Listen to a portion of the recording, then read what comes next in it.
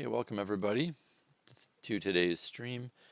Today we're going to be looking at the Dark Tide 2 Nightfall. This is the second mod level I made for Dark Forces. And let's see here. I think everything looks okay. And I guess I'll just jump into it.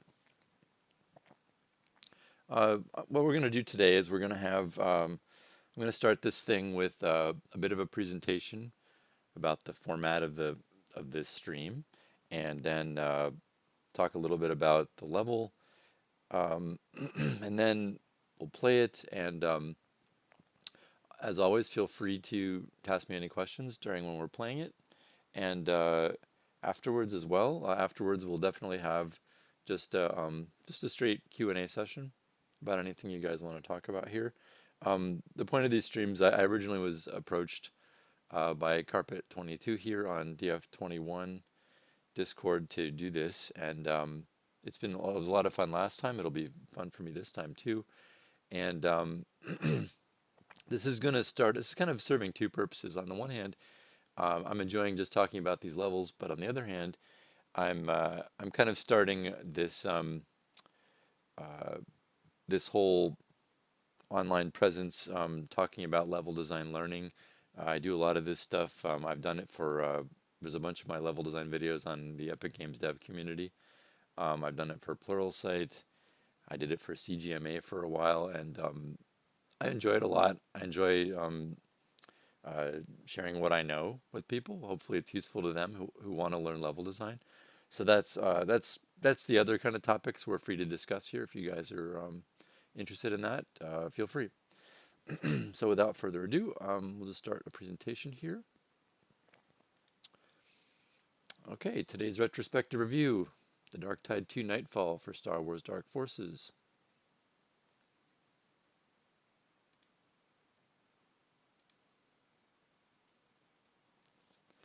I'm your host, Patrick Haslow. I was a former commercial artist before working in video games. For 7 years, I learned level design on my own in the mod community. First for doing these levels for Dark Forces, and it was well received enough for me to be encouraged and keep going, check out some modern engines, and after that I built some id Tech games that's specifically for the Jedi Outcast and Jedi Academy games. Because not only did I like games, but I was motivated also a lot just by my love of Star Wars and the escapist fantasies of Star Wars. So when Jedi Academy came out, I actually jumped into multiplayer there and did some maps for that. After getting a job based on those maps, I worked for the last 16 years in AAA game level design. And I've worked on a whole bunch of different projects with wildly varying game modes in them. Competitive, PvP multiplayer in Wolfenstein, co-op in Ghostbusters, the video game. Homefront was like large-scale combat with vehicles multiplayer, and then also the single-player campaign. Bioshock Infinite started there actually on a canceled co-op mode, and then eventually worked on the single-player game there. For Honor again worked on the campaign, and then worked on and led the multiplayer team during season 1. And lastly, I worked on Gotham Knights, and I worked on single-player mission design in that. Although that was also a co-op game, so it's single player and co-op. So anyway, now I'm an advanced level designer still there at Warner Brother Games Montreal. So today's mission, The Dark Tide 2 Nightfall, was created for LucasArts Star Wars Dark Forces, released in 1994. For me, since I only had a Mac at the time, I didn't get it till 1995, I believe.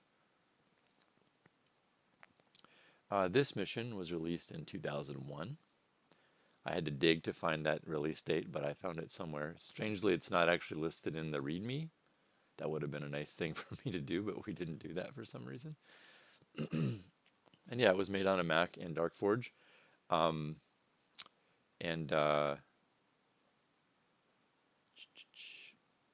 Yeah, it's someone corrected me on this too.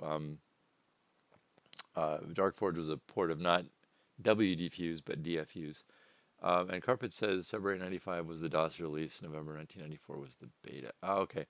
I think that's why, generally speaking, online, I find many sources saying it was released in 1994 because I think they're just counting like when you could first play it, maybe. I don't know. Um, but yeah, I know I definitely didn't play it till 95 on Mac, and probably late 95 then actually, because it was ported by someone. Um,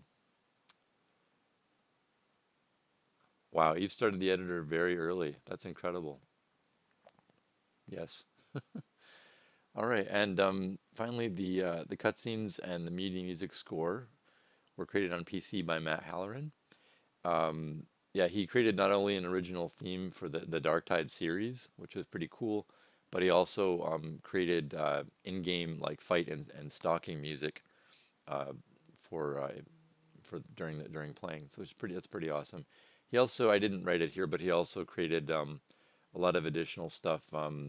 He was heavily involved with the 3DOs, the 3D objects that are in this mission. Okay, so I'm going to talk a little bit about the custom mission creation goals that I had making this. As with the entire Dark Tide series, I wanted to create an exciting adventure that entertained people with the lore of Star Wars. That meant taking a lot of the custom assets created by the community, and I wanted to maximize their use, put them all together in one level where they made sense contextually, instead of like sprinkled here and there, or maybe not in a level at all, that kind of thing. This mission in particular has things like AT-AT pilots, which were made to use stormtrooper logic. It had AT-AT commanders, which were made to use, I think, the commando logics. So I thought I wanted to put them all together in a place where they made sense. Also, in an area where like speeder bikes were, I wanted like patrol guards going around, speeder bike patrols. So we used those wax enemies as well. So we tried to mix all that up and create a story that made sense uh, with those appearances by those characters.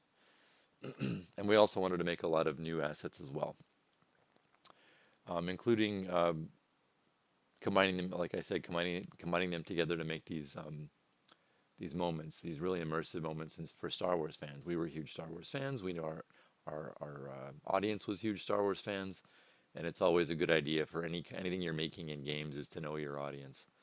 Um, so yeah, the memorable moments we ended up with were the Imperial Garrison. The big like idea I wanted to play within Dark Forces was swapping the sky texture, which I'd never seen before at the time.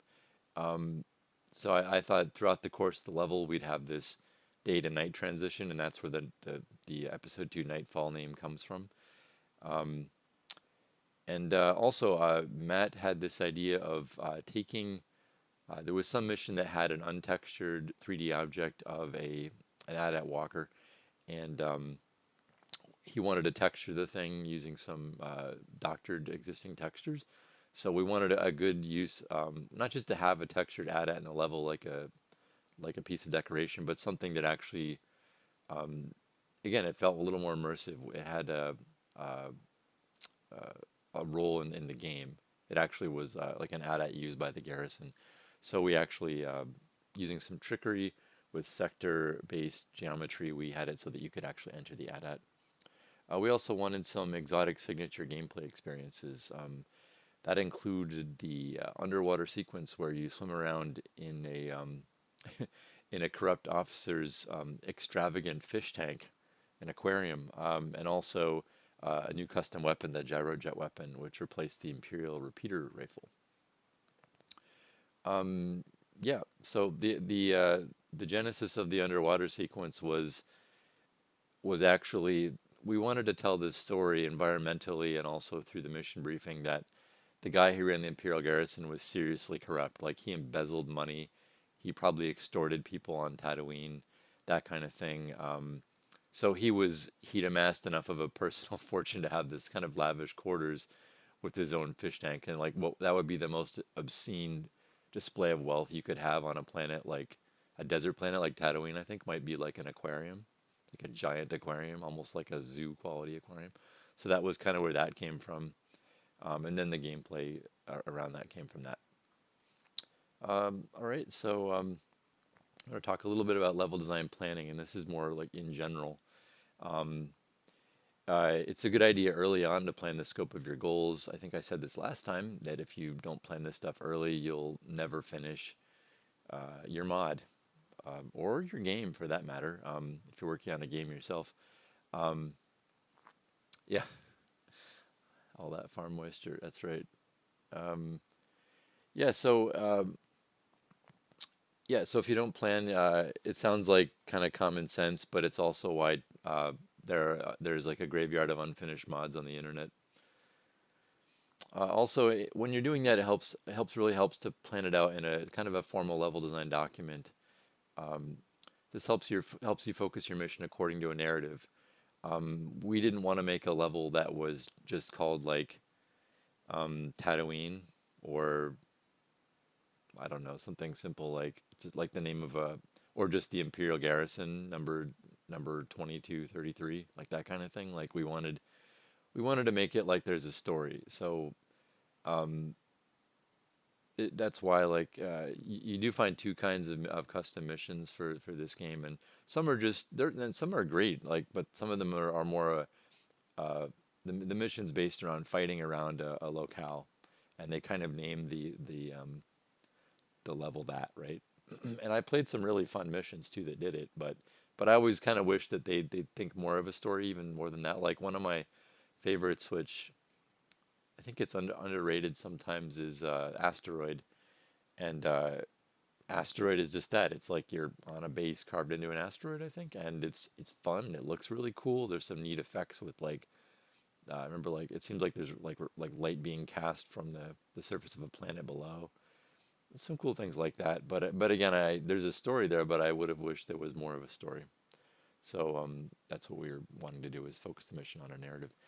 This also helps for you to plan discrete gameplay beats for good variety. If you start thinking of your level as a story, you start thinking of like the high and low points of a story, kind of like we're not trying to make an indie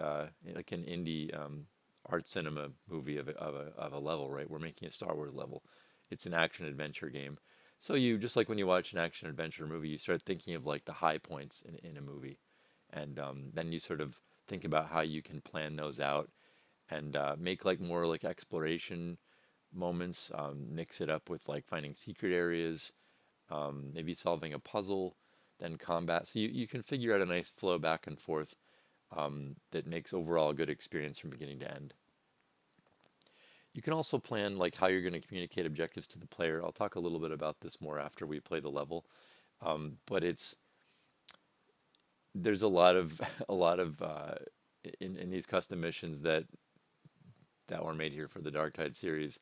There's a lot of times where I could blame it on the very limited objective system in the mission. What do you call it? The PDA that you have, your menu system for PDA objectives. But sometimes we had objectives where you don't even know it's an objective. You just find the thing you need to complete the objective, or you don't even know there's an objective. You don't know what you're supposed to do to get out of a situation. So you can, in your level design document, you can identify those moments and structure the events, structure the order in which the events of the level take place to communicate the objectives better. And this also helps to budget your exotic complex moments. Like it took a lot of time and custom stuff to build that one little bit in the aquarium. But we decided it was worth it because we would make that part of solving kind of a puzzle about like how do you get into the bad guys' quarters to steal a valuable key, right? So that kind of thing. All right, so this is a little bit about level design planning and how I often did not, and I wished I would have in retrospect. So there are a few things I did know when we made the Dark Tide 2. I knew that I wanted to be more focused in the Dark Tide 1. I didn't want it to be a sprawling, wandering outside kind of mission. That meant I wanted it to be based around the infiltration of a secure Imperial base. The idea behind the Imperial base was that there's a lot of stuff I wanted to seem like architecturally it bore a lot of similarities to the secret base that you see in the first level of Dark Forces. So I wanted that to be plausible, that it looked like it was built by the same people, although it looked like it had been kind of beat to hell by the harsh weather of Tatooine. Um, so yeah, that meant because a lot of the gameplay in the level was going to be inside an Imperial base, um, I wanted it to be some very intricate, detailed interiors as well. And I did know I wanted the mission to be ending on a cliffhanger, because we knew we wanted to do a next episode. And I mean, you could say the first one ended on a cliffhanger, um, because Jan was captured. Spoiler alert: she's captured in the first episode. But in the second one, we thought let's actually have it so the main character gets captured as well. All right, and this is sort of an overview of the level.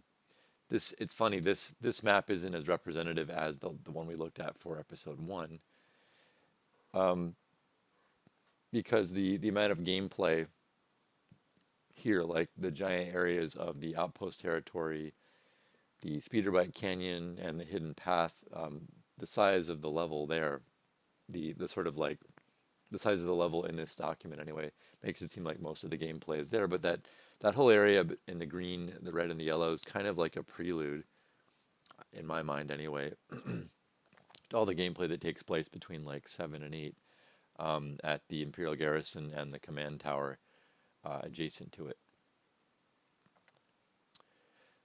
So yeah, up by Area 1 is where the you get dropped off by the Outrider. That you were picked up by Dash Rendar at the end of episode 1, and there's a cutscene here that talks a little bit about that. And he drops you off there to start your mission, and you pick up some gear that's nearby on the ground when you spawn in. Then you wander through the sort of, I don't know, they're kind of like rocky pathways in Area 2, and you eventually find right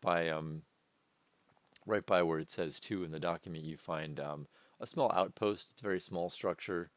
There's some enemies there, and there's a bit of a puzzle. Like, it's a little rough, and I'll talk about this when we play, because there's guys with concussion rifles, 2 of them, which aren't easy to hit.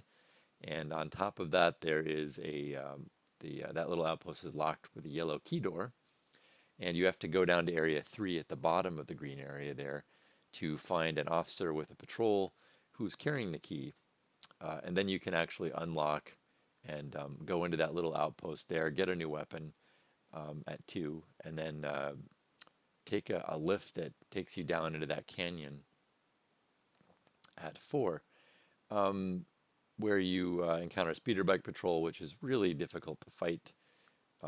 They are using Boba Fett logic, so they're pretty tough to fight. But that actually, and this is where I'll talk about this when we play the level, but that's a little weird because I think in there you find some explosives, which allows you to blast open the path to the hidden path at Area 5, which is a little odd. I regret making any critical path blockages using explosives. It's a little weird, unless I give you a ton of explosives. But if you do that, you're kind of upsetting the balance of the game design for the level. Like, you're giving the player a lot of powerful explosives, and they really just need to open a door. So I feel like that's not the greatest idea. I mean, I like the story of how this is told, but um, I don't like that. Yeah, that we make you have to go through that hidden path at 5 there after blasting it open.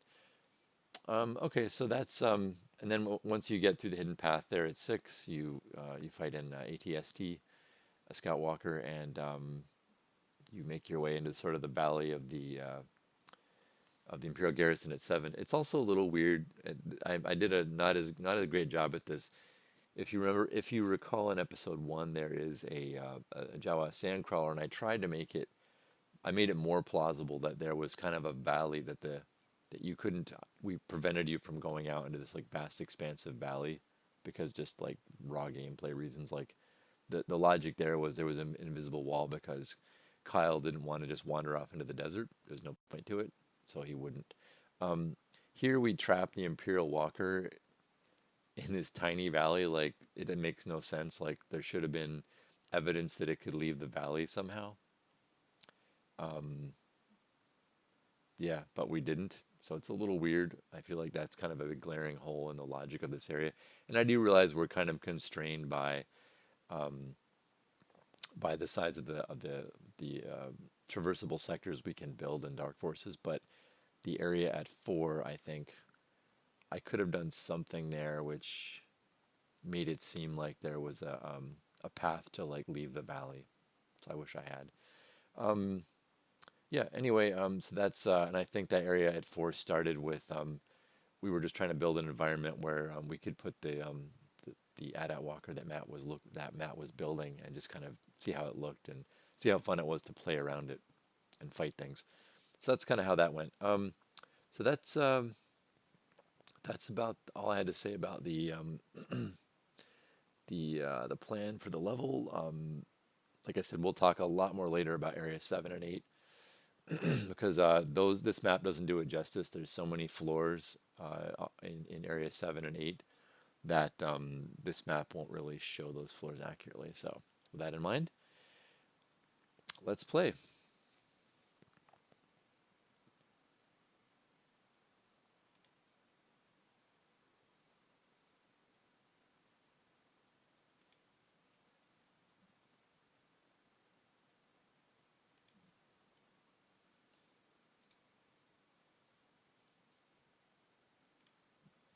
Okay, now this is going to be tricky because, okay, I can see my cursor. Good.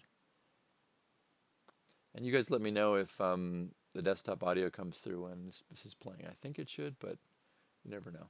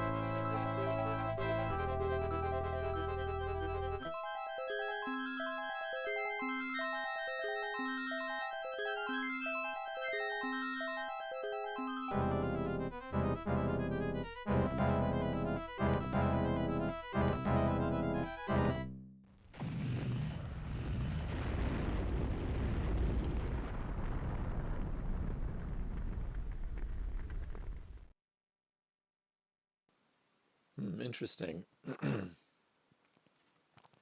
Darktide theme is not playing in the Force engine on this cutscene.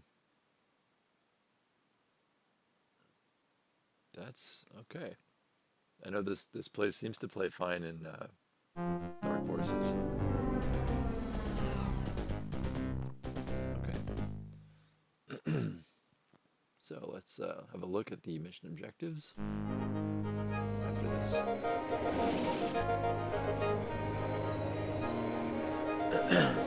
Hey, calm down, will ya? If Jen's been captured by Imperial troops, then she'd be at the planet's garrison. So that's where we're going. I should've what? Stuck around? I should have joined my ship. Yeah, and then you'd be captured, just like your mission officer. If any harm comes to her, I'll personally take out the Empire.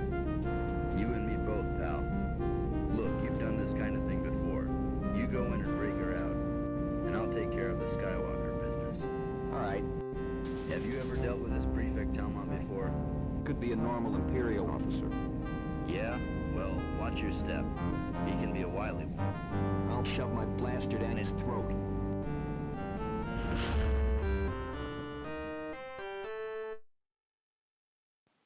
Okay. Again, cutscenes by Matt Halloran. He did a really great job with that.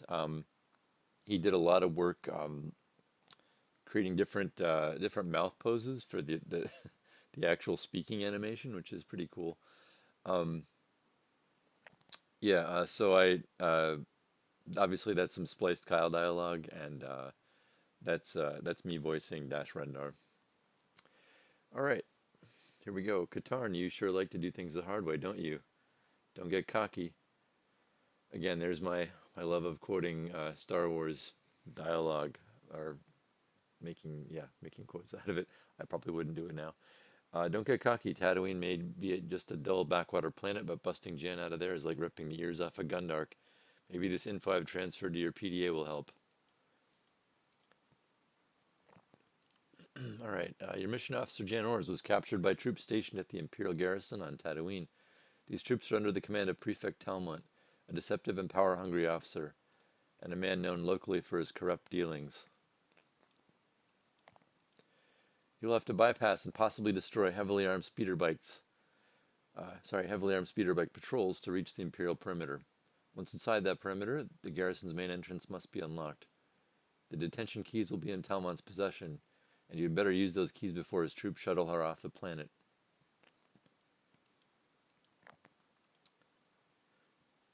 Mission objectives: eliminate speeder bike patrols, gain access to Talmont's quarters and detention area keys, free Jan from the detention area.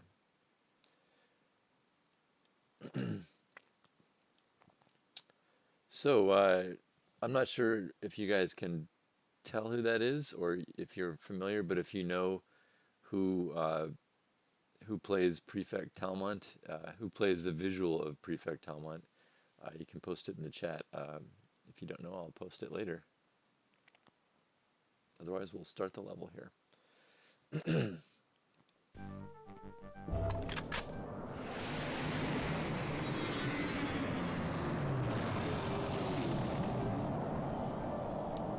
Yeah, this the view animation for the Outrider taking off, it goes straight up into the sky, and it, as you can see now that we can look up straight in the sky in the Force engine, it's one of those things that we can see it clipping into the top of the sector when it flies away. If I were to do a special edition of this thing, I think we'd do a new view animation, and we'd use we'd have it fly straight off into the horizon there, and probably just, I think I mentioned before, you can use this trick with view animations where you just shrink the 3D object as it flies away, and it makes it look like it's disappearing into the distance. So I'd probably redo it that way now if I could.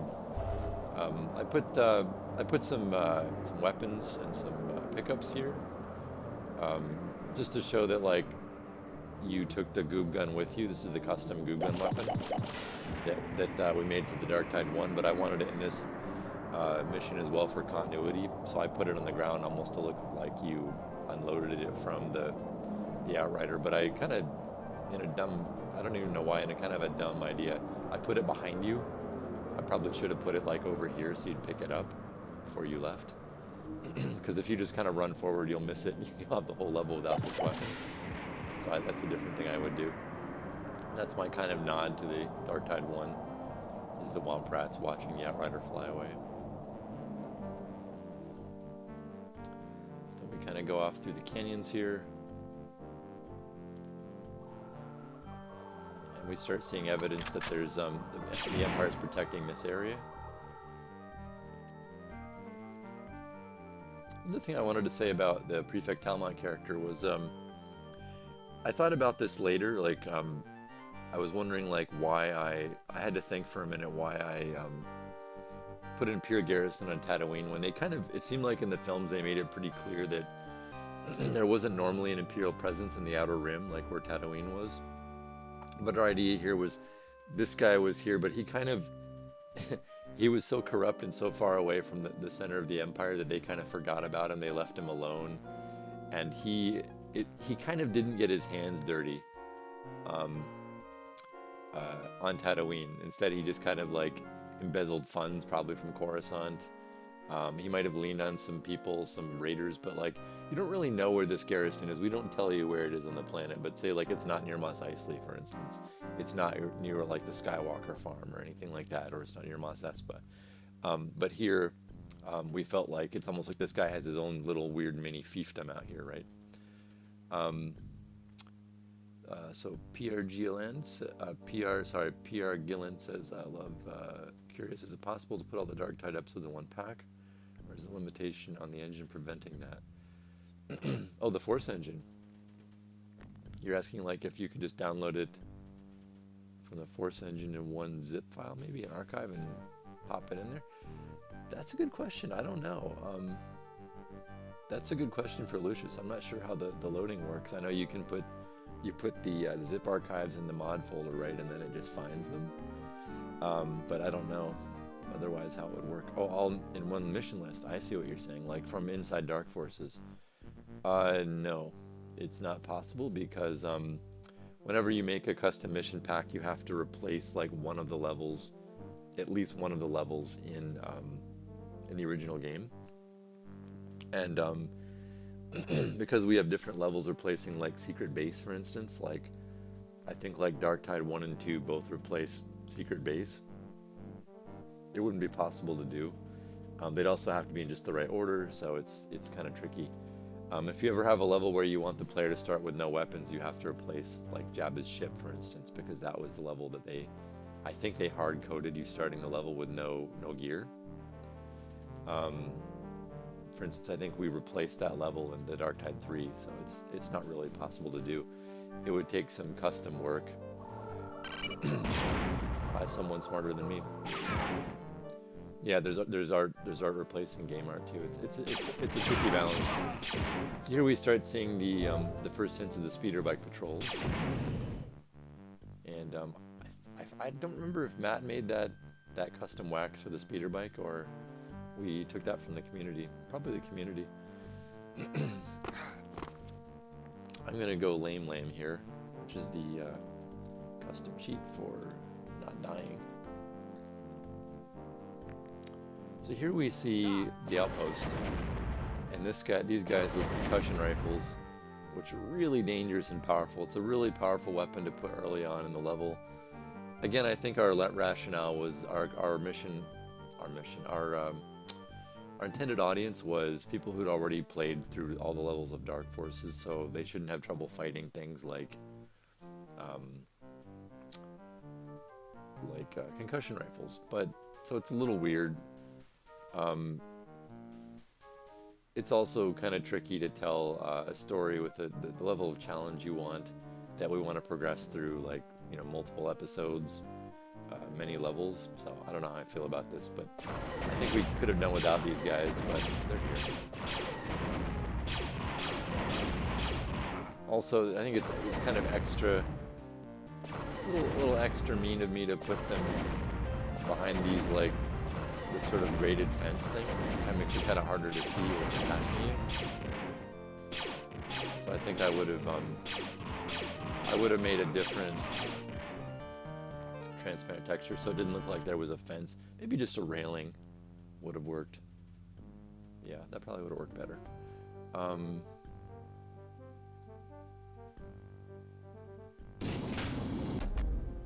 So yeah, here we go. This is kind of weird. I guess I thought this was interesting. Maybe I thought it made it seem more fortified that there's an elevator there. So you hit interact on the door, and you find you need a yellow key to open it. I think Matt made this wax here of like one of the droids you find on Tatooine. You can shoot it. It doesn't really do much. Yeah. So then you go off looking for your yellow key, and then you start seeing little glimpses into the valley, and you see your first glimpse of an Imperial Walker, which is kind of a neat bit of foreshadowing. You can also see sort of the giant, massive blast doors that guard the valley to the Imperial Garrison. I thought that was kind of a I tried to arrange like little moments where you could see things that were interesting. You can also see, that's something that I tried to do a lot in these levels. I tried to make it so you could see objectives before you could reach them. I thought that was some of the better design moments in, oh, there's an enemy. Some of the better design moments in the original Dark Forces game, I thought, were the fact that you could frequently see objectives before you could reach them. So this makes it look like maybe there's a way down, or there's more to that little outpost. You can also see like, oh, there's power-ups down there, but you can't get down to them, and because you will die if you fall down there, if you're not protected like me with cheat codes. So here we see a full-on, what do you call it, patrol out here in the valley. We get the yellow key from the officer. It's still really funny to me that there's no line of sight checking on the AI that drive the enemies. Like they just shot half their own troop to death. Yeah, so I feel like, I'm guessing, here's what I'm guessing. I'm guessing when they made the original Dark Forces, they couldn't totally prevent this, right? They couldn't totally prevent stormtroopers from shooting stormtroopers, right? But they probably made wider areas for them to fight in, so it happened less. But yeah, it's kind of, it was funny when it happened in the original game, but people just kind of accepted those things back then. It also made it harder to make a game using, like, you know, Doom style first person shooting. In Doom, if like one demon shot another demon, you didn't think twice about it. Like, demons are nuts and they're angry and they're murderous, right? But it doesn't make sense that like a stormtrooper shoots a stormtrooper. So I feel like Dark Forces was pretty cool in that it was pretty ambitious, right, compared to the original kind of Doom games. That's why people saying a Doom clone is like really a mischaracterization of the whole series. It's really a story-based first-person shooter. Yeah, so here, this is the path to the Hidden Valley, as I call it, the hidden path. Right now you don't have any explosives. You can't open it. So I'm telling you, if you played, this is one of those things, I guess if you've played the main game of Dark Forces, you see this kind of stuff, and you know that this means someone repaired a wall. Although it's really weird. It's also like they repaired a rock wall. Like, it doesn't make any sense how I built this. I probably would have made this look like this was an actual little checkpoint out of like actual, like, you know, man-made architecture, and you could blow it open. That would have made a little more sense to make it really clear, like, I need to find a way in. Also, if we had a dynamic objective system, I could have made it almost like you enter a trigger sector here. You see the outpost. Kyle says something to himself, you know, like I'm gonna need to find a way through that checkpoint. And then your mission objectives in your PDA here, right, could be updated with that. But we didn't have objectives, dynamic objectives, so we kind of had to stick with what we had here. Or if I couldn't do that, I shouldn't have made it so hard. But again, I felt like we were making this for not beginners. We were making it for people who knew the game more. But still, that's not good level design. I wouldn't recommend doing that. Okay, so we have the key. We go back here. We're now in this tiny outpost.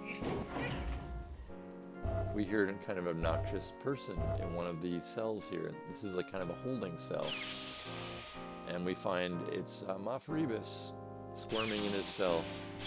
Sometimes I look back at this and I kind of wish that maybe he had a bit of... Blast you, Catan! Oh. You led Prefect Talmont's troops right to me. Okay, yeah.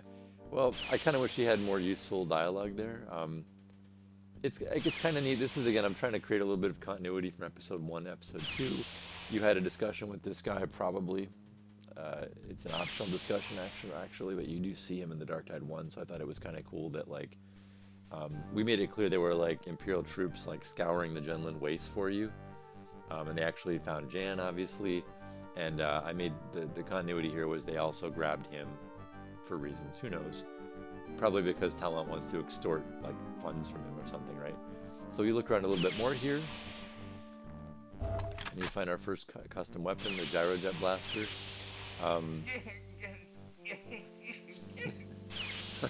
That noise is crazy.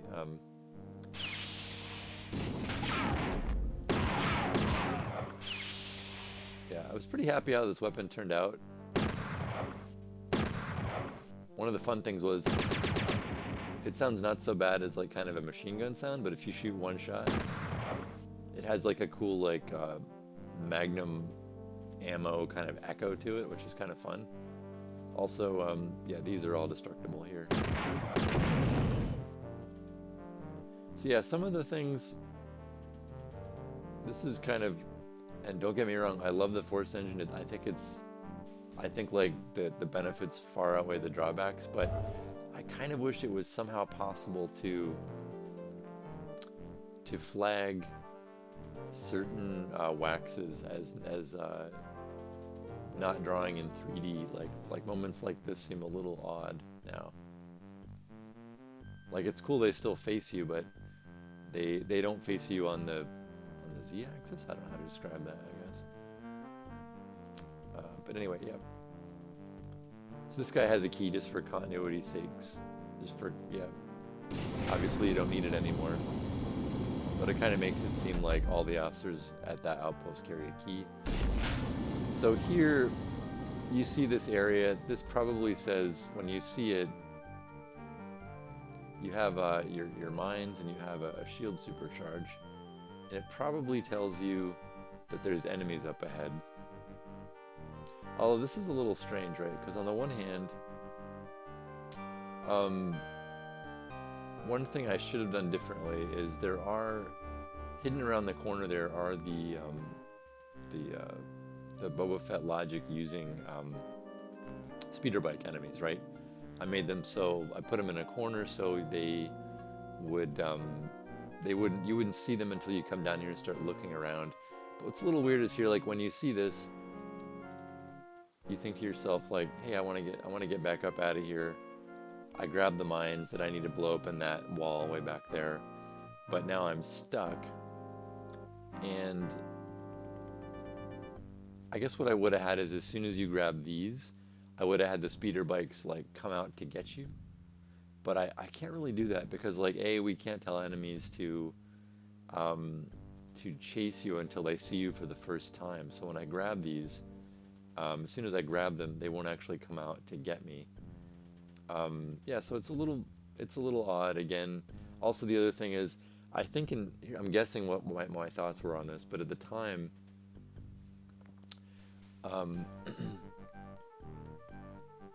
maybe I was thinking that I wouldn't use mines to kill the speeder bikes, but I might. And if I do, that means I'm stuck. I can't actually get through that door. So I'm counting on the player, having seen that breakable wall. I'm counting on them remembering that, and I'm counting on them thinking, hey, I only have these 5 mines.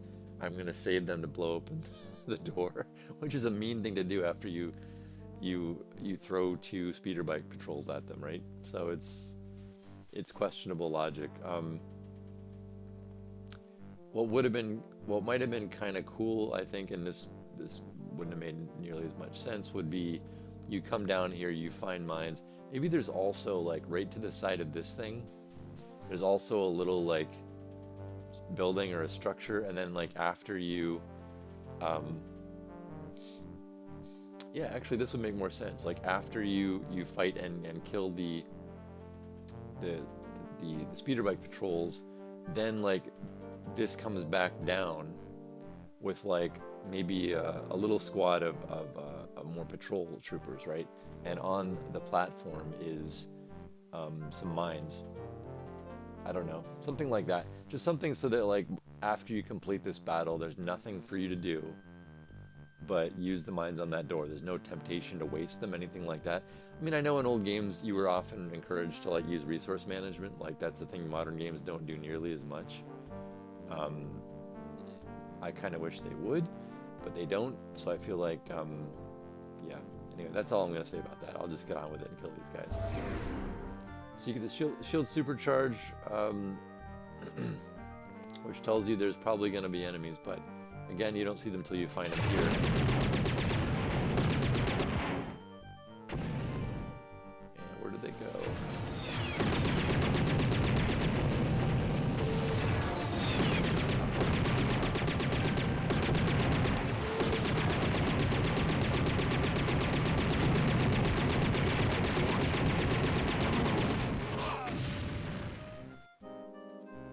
Okay.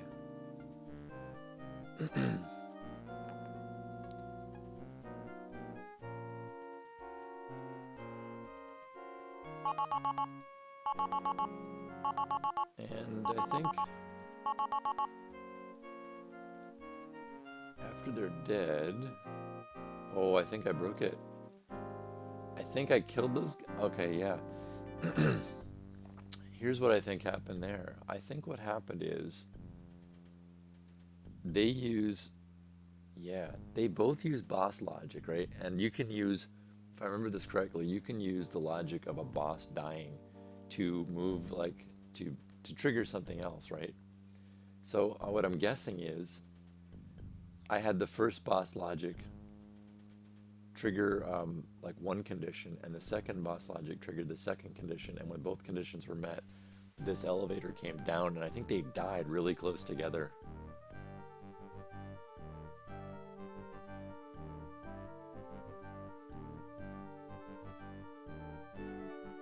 Yep, that's true. That Max, no, that's true. Yeah, it's the hand-holding and gaming thing is, it's tricky. The more expensive the game, the more hand-holding you're gonna get, usually. With all but a few notable franchises, it's true. In AAA, that's totally true. All right, so we're just gonna cheat to get out of here. We're gonna pretend this came down. But yeah, that's definitely what happened there.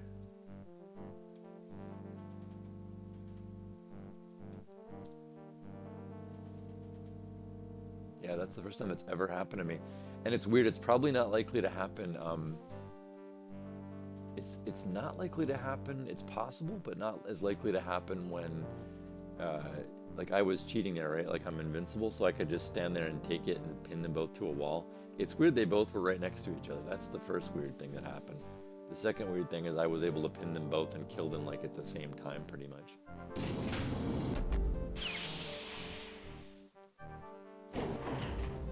But it honestly never happened to me in all the times I played the level. That's a new thing. Okay, so here we go. We have our mines. I think I also made them mines because I thought you're not likely to use mines against Boba Fett because he's really fast, right? Like he'll fly right over it so fast he won't even get in the blast radius. But that means it's also extra hard to like put this here.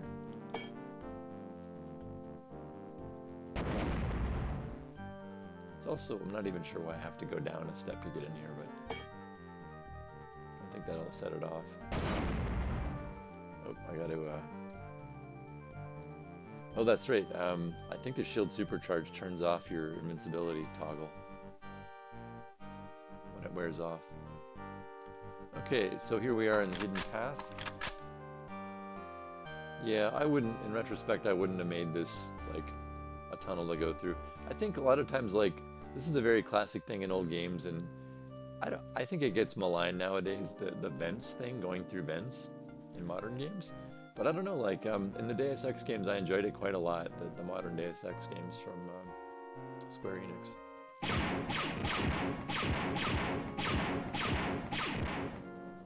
But here in the sort of Valley of Tatooine, I don't know if it's as necessary. So here we go, we find a AT-AT walker.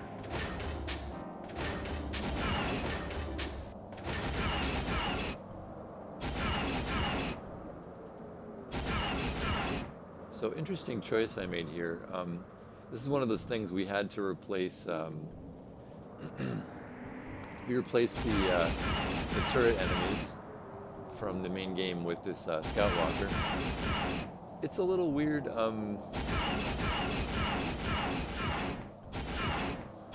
It's weird for a couple things. On the one hand, like, I tried to mask the fact you couldn't see its legs move with these kind of like lower rock things. I also replaced his, I don't know if I replaced the sound effects for the the shooting. I don't know. Anyway, yeah, we replaced the visual for what the turret looked like with the 3DO that Matt made here of the Scout Walker, a textured 3DO. So what that meant was it meant we could only use this here, and then we couldn't have turrets anywhere in the, I think in the actual garrison, because we replaced it here. So it was a bit of an exotic moment call, but also it's kind of really easy to kill a Scout Walker. In retrospect, like, I mean, we're doing the same thing we did in the, I guess, no, we didn't do this again until Darktide 3 when we had the hangar bay full of the drop pods with Scout Walkers, but, yeah, I think, like, here, making this,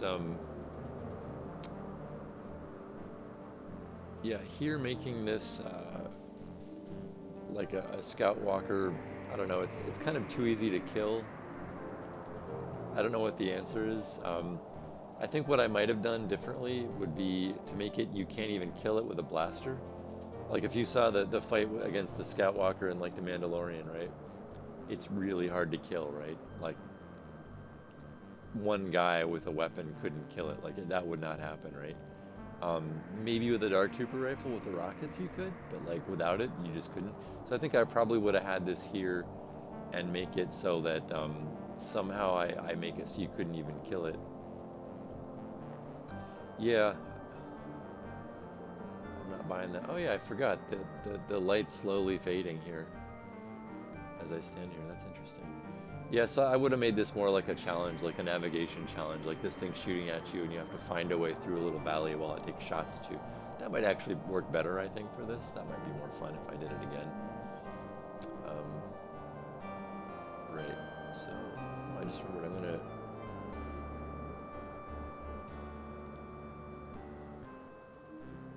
Okay, sorry. Alright, so here we go, moving on. If you know the level, you can actually just jump out of here and avoid this thing, probably take one shot in the back or something, and that's it. Okay.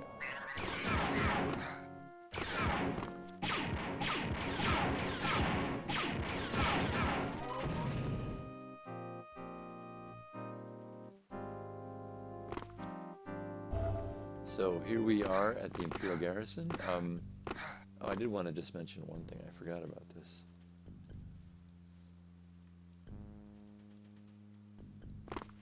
Okay.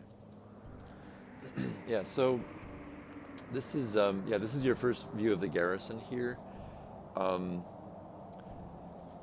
think I got better at making mission briefings in the next episode in the series. In this one, I felt like I just have one picture of Prefect Talmont, but I felt like key moments like this might have been kind of nice in the mission briefing, like maybe a screenshot of the garrison here to show you like this is what you're trying to reach.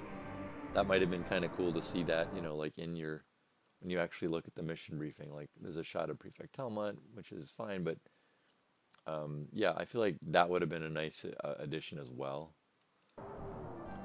Also, one of the nice things is like whenever you're building like kind of a key moment, right, or you're building a piece of geometry where you're really trying to present it as important, it's always nice to have like a cool reveal of that moment, right? So here, what was nice about this is, and this is true frequently, especially if you have a building that exists like in sort of an exterior that I came through to reach it, is it's very easy to just position the player's entrance point from a position that really describes the shape of what you're building well. Like right here, instead of coming at this from like a 90-degree angle, you know, or a front view, I feel like coming at it from a 3D point of view helps a lot. Like you can see there's some steps leading up into it. You can see there's a second floor. I have you approach it at kind of a high vantage point. So I feel like this is still something I try to do. I try to like reveal these things in a way that is descriptive. It also shows you like there's some kind of like door up there on the second level and you don't really know what that is. It's later revealed to be like a docking platform for the AT-AT Walker. So anyway, that's yeah, I just want to talk a little bit about how I feel that and why I still think that's a good idea. So we go up front here, and I think in our mission briefing it says see. Mission briefing, objectives, right? Yeah, so this is another, like, I feel like this would have been a few more objectives here might have been nice. This is a little sparse given the size of the mission. It's a little better than Darktide 2. I feel like the objectives generally got somewhat better in communication as we proceeded in the series, but here I think there could have been like, actually, what does the mission briefing say? Something about opening the door.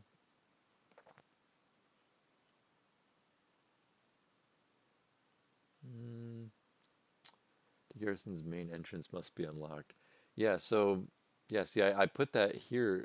That's kind of that's a mistake on my part, an omission I shouldn't have had. Is it says the detention keys? No, sorry, the main entrance must be unlocked, but I don't put that as a mission objective. I don't know why. That should have been there. So again, we go here, and yeah, like when you press interact on the door, it doesn't open. It could have at least told you something like, find a way inside, or something like that, but it doesn't. So I mean, you will find that you have to get it open if you dig through your PDA, if you go back to the PDA screen, but without it, it's a little bit vague. So we look around here, we find kind of like a, I don't know, like an auxiliary sort of control room thing.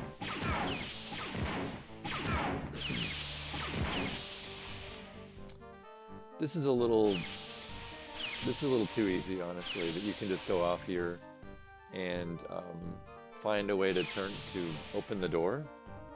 If you pull the switch here, you can open the door.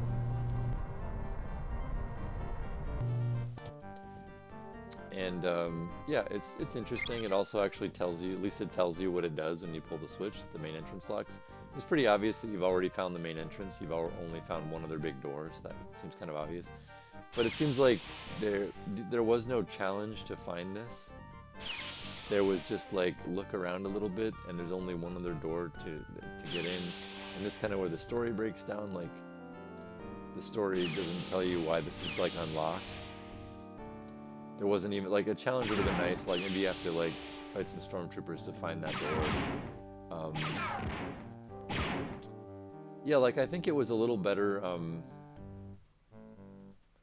Like, this is sort of the version of, let's say, like Secret Base, right? Where you have to leave the secret base. You go to this little like control post in the outer walls of the secret base, like, territory, and then you flip a switch, or you find a key. That's right. You find a key that an officer has to open the door.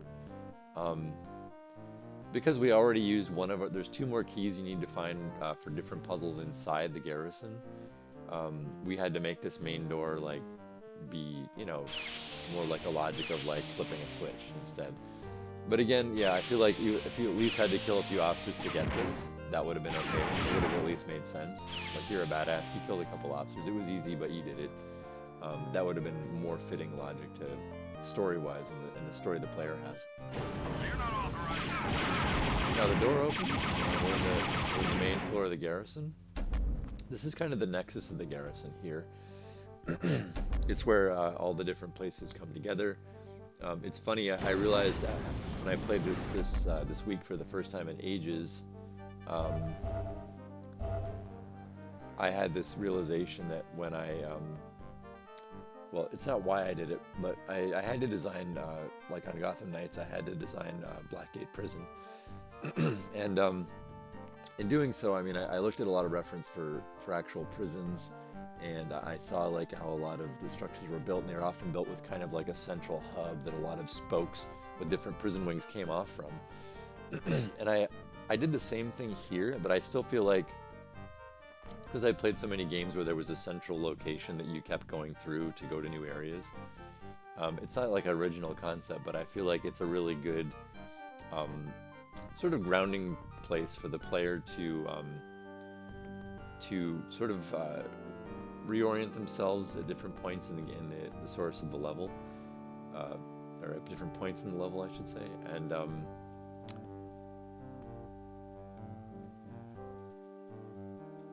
yeah, it just helps to kind of mentally map the space to have this common point that you keep re-accessing throughout the level. So yeah, so from here there's a few different things. We see like elevators to our left and right, and I tried to make these elevators. I tried to make this structure seem like not just like a bunch of sectors that are like you know, negative space that are carved out of a positive space, which is the way sector-based geometry is. I wanted to make it seem like they were part of a real 3D building, because to me, I felt like the secret base level in the original game did a great job at that. It made the interior really seem like an interior, the exterior seem like an exterior. But I feel like not every level did that as well, and a lot of custom missions didn't do it as well either. So again, like right here, when you see like these giant sort of like shafts holding up the structure, if you go inside, you actually see that like that shaft is actually an elevator shaft. Like I tried to make that seem kind of contiguous. Yeah, so from here we can do a few different things. We see like lots of switches, lots of places to go. If we go over here, say we start like we go left to right. This is one of those strange things in Dark Forces. Like sometimes there's switches that makes elevators go. Other times you just like press interact while you're standing on a platform, which is a little weird, honestly. It sort of breaks continuity. Like it seems like there should always be a switch. Like in retrospect, if I was going for what I think would be better design, greater sense of realism, I always would have put switches on my elevators. But I can stand here and hit interact and I go down for reasons I don't even know why. But anyway, we go here and we find this like really kind of grandiose, like super secure door. We hit interact on the door, which also is a thing you can do. And it doesn't open. So that we're kind of blocked. We don't know what this is. It might be kind of cool if like, again, in the mission briefing, like it says like find a way into Prefect Talmont's quarters. We don't know this leads to what I called the command tower, which you can't see on the, let's look on the map.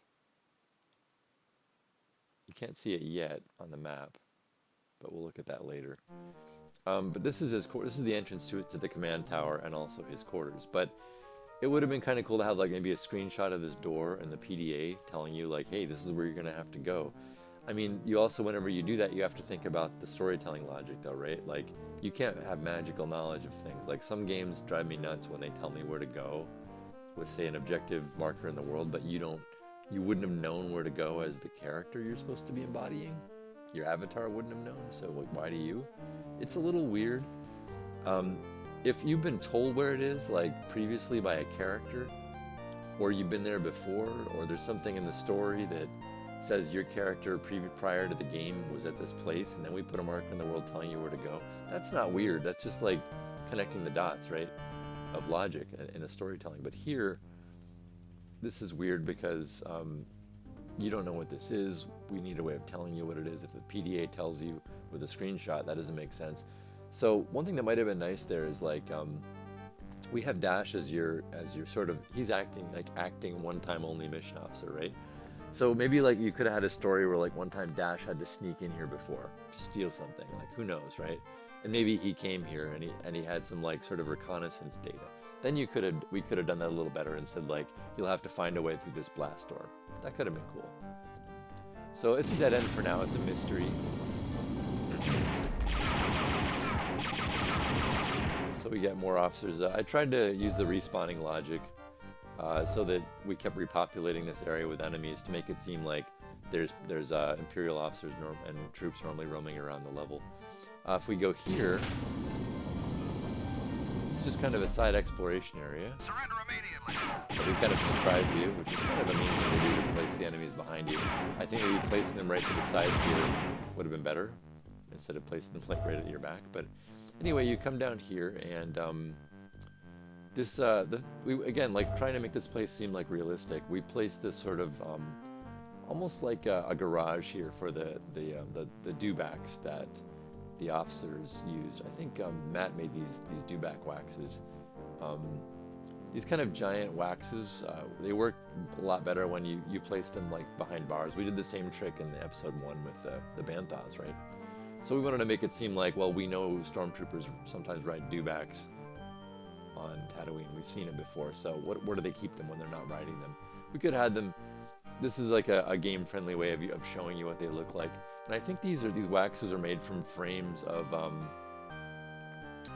like a different LucasArts game with a at the time like a more crudely rendered 3D dewback, but that's what they're from. Make them look kind of alive.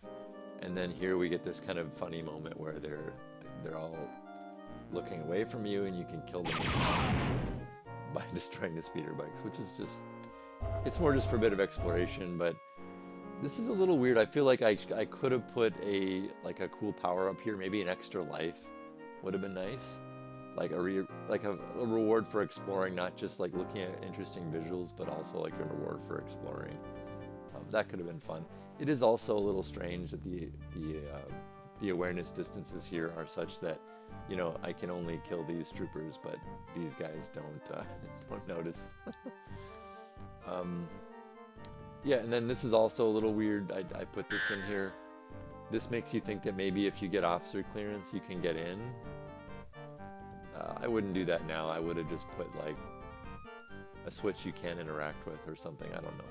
Or maybe no switch at all. I'm not really sure, but that's a little misleading. It makes you think like maybe I need to come back down here, because you did just see another door down the sort of western elevator shaft that you couldn't open, and now you see one here. So that probably was not great. There's an easy fix for it though. I feel like this is a fun, different kind of environment with some new textures. Again, when we made the textures, we tried to make everything look like it was like weathered and ruined by like the like dry, sandy, salty weather of Tatooine, you know.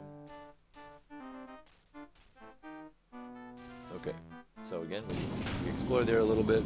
That was just kind of a side quest almost. Set blasters on. Get more troops, and right. So then we find a shoot switch, which is kind of an alluring thing as well. If we shoot it once, well, if you shoot it here, we actually go down. And it's not clear. I feel like this could have been improved with some markings, like maybe using one of the default symbols that Dark Forces has as like sign textures to show you like this goes to the detention center, which you find when you come down here. Like that's the detention center. That's the symbol I use to denote the detention center, right? So like maybe if this shoot switch on in the Nexus there had, you know, had this same logo on it, then maybe it would have been clear, like, oh, this is the detention center. So I look around, I find like, oh, I can't get up to this sort of, I guess this command center, because I need the red key. Also, the blue key opens that. And we found we can't open this.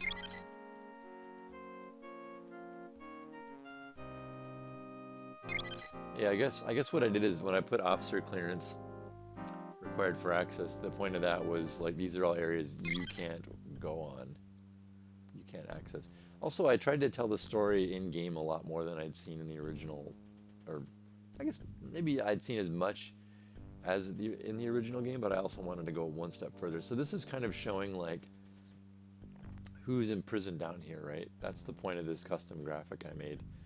And it actually, these are the actual enemies that you'll find in the cells if you gain access to them. And it shows you also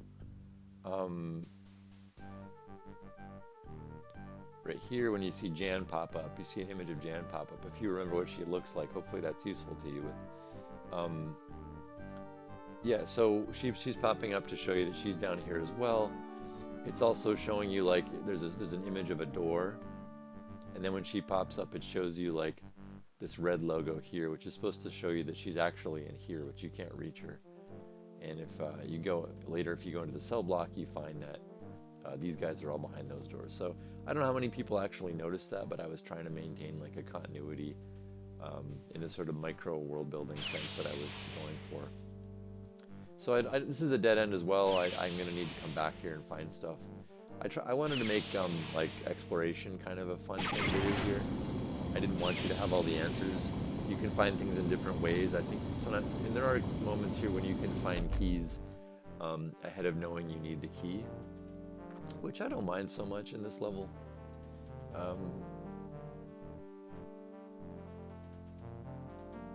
Okay, so the last trigger we have to try out is this one here.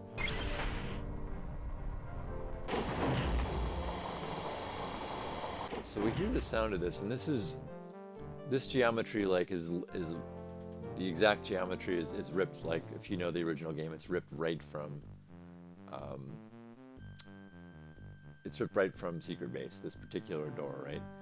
Because I wanted this thing to seem, again, like I said, it was built according to like Imperial specifications, right? Like they build these like big main elevators. That's what they do. So I have this, and again, trying to make this thing seem like a real place.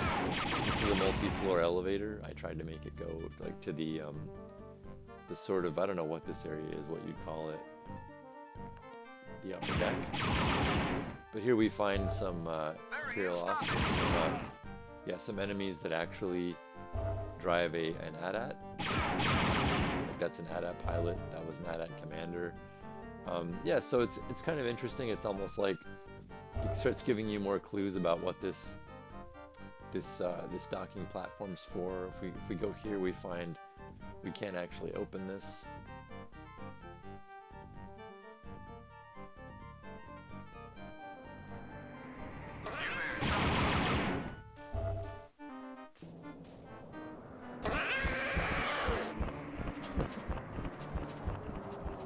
That's just a little fun moment I had there. This was for people who explore. I kind of wish I put a little thing to find besides a bad guy, like maybe maybe not a bad guy, but maybe just a pickup, and it might have been fun. But this is where I tried to show the sense of scale. I was trying to pull some tricks to increase the sense of scale in the environment, right? Like back here, there's a custom ambient sound file that's playing like the wind howling to show you like they built this garrison here overlooking this valley so they could keep tabs on things that happen in the valley. Like that was the fictional logic of why they built this here. Also, the other point of that is it gives a chance, if the player goes looking out here, they get a chance to see more of the sky actually changing and the sort of simulated time of day changing to night through the course of the level. And this again, you can't actually open these doors. These actually are just made to look like they're inaccessible top floors of the elevator that we saw down in the Nexus. So, and then this main elevator goes to the top floor. And this is made to look like, take care of these guys. This is made to look like the kind of like the top floor of Secret Base when you finish the mission and you get picked up by the Moldy Crow. I wanted to make it look similar to that. Not the same, but similar. These are just here for no reason. We also find like some doors we can't access. And it turns out like these are actually landing platforms, you find out. And that one is just closed. We just made it inaccessible. But I tried to hint that there's area. They can't reach every area, but... And here we find Matt's textured 3DO of the Imperial shuttle. And so we made it clear like this is where the shuttles come and go at the garrison. And we made it so you can go close up to this shuttle. This looks a lot better in the Force engine. Again, there's no warping on the on the texture. You do see the resolution, the truth of the lower resolution when you get close to it. But I do wonder, like with advanced like 3DO texturing tricks, like if you like tighten it up and increase the number of UVs, UV vertices, if you could like make a much more higher res looking shuttle. But then again, you want to watch what you do because this game is in high res, and the more high res you make things, the weirder it looks. He also did this kind of neat trick where he made it look like there were lights on the edges of the shuttle wing, and he put little wax sparkles on the edges of the wings, which is kind of cool. I thought that was kind of a neat trick. So this is kind of a neat foreshadowing. This is totally explorable. Like, you'll come here later, but you don't need to come here.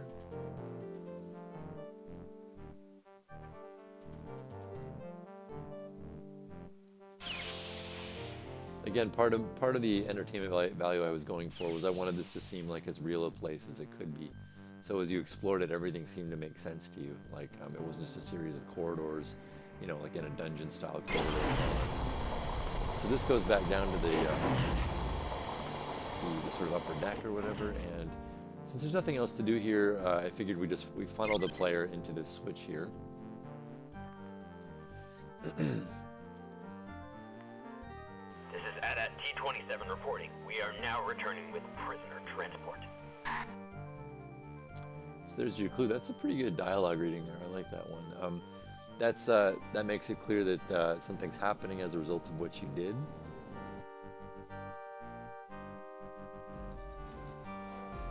And I don't know how I feel about this now, but this is the walker returning to base that you saw early in the game. This just uses a moving sector to basically slide the walker with sound effects coordinated. It's a very low rent, low budget version of the walker. What's crazy is one thing that might be really interesting is with modern tools.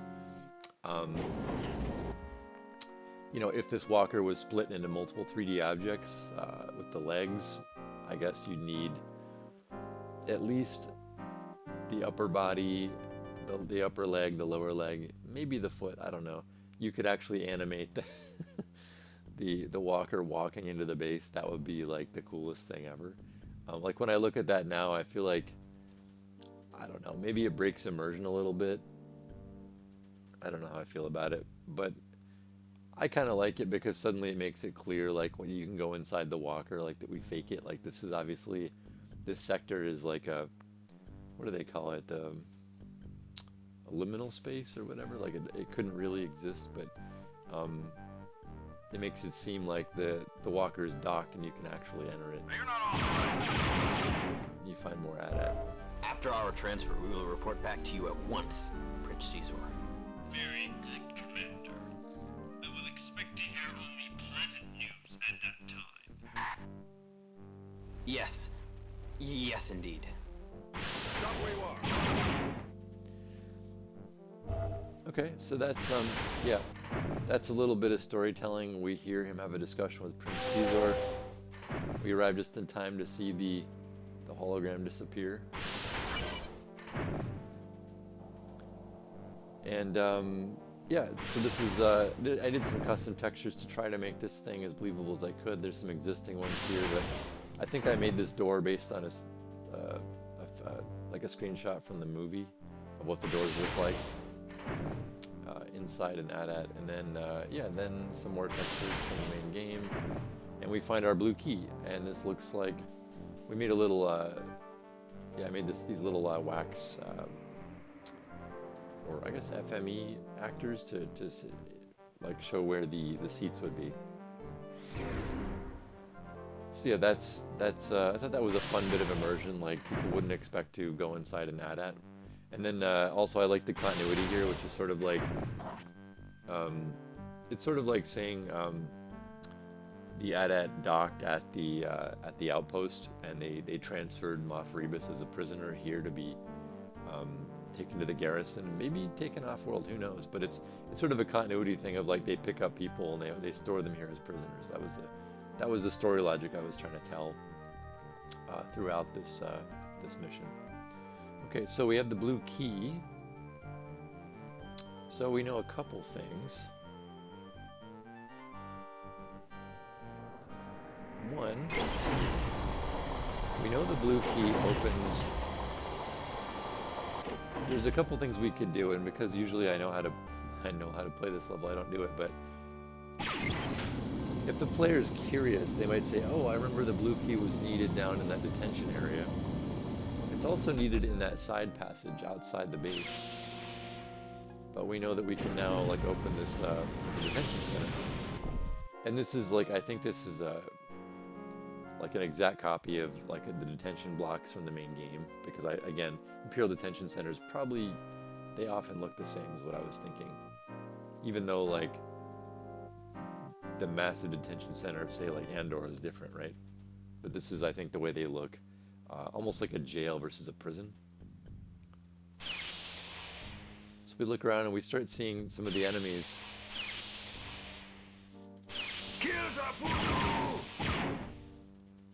That's me voicing the Rhodian.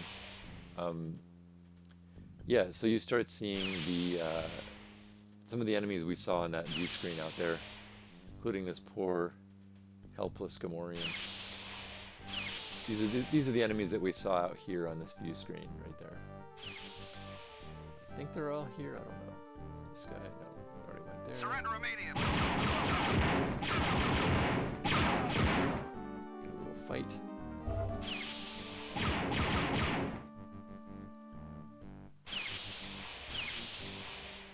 So it's interesting when you make these missions, you have to really plan out, like, if you're trying to make it seem bigger than the main game, you have to really plan out where you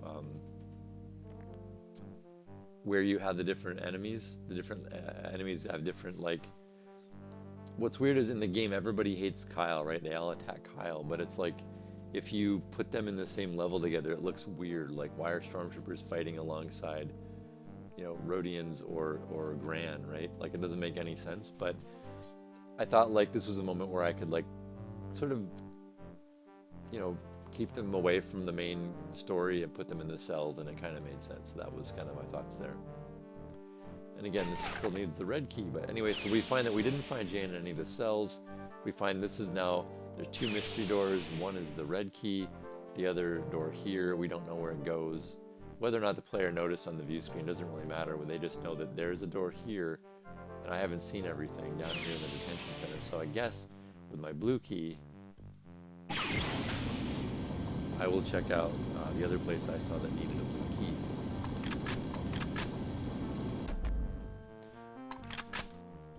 So out we go outside again.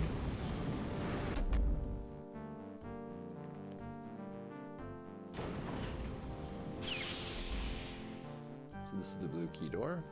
Yep,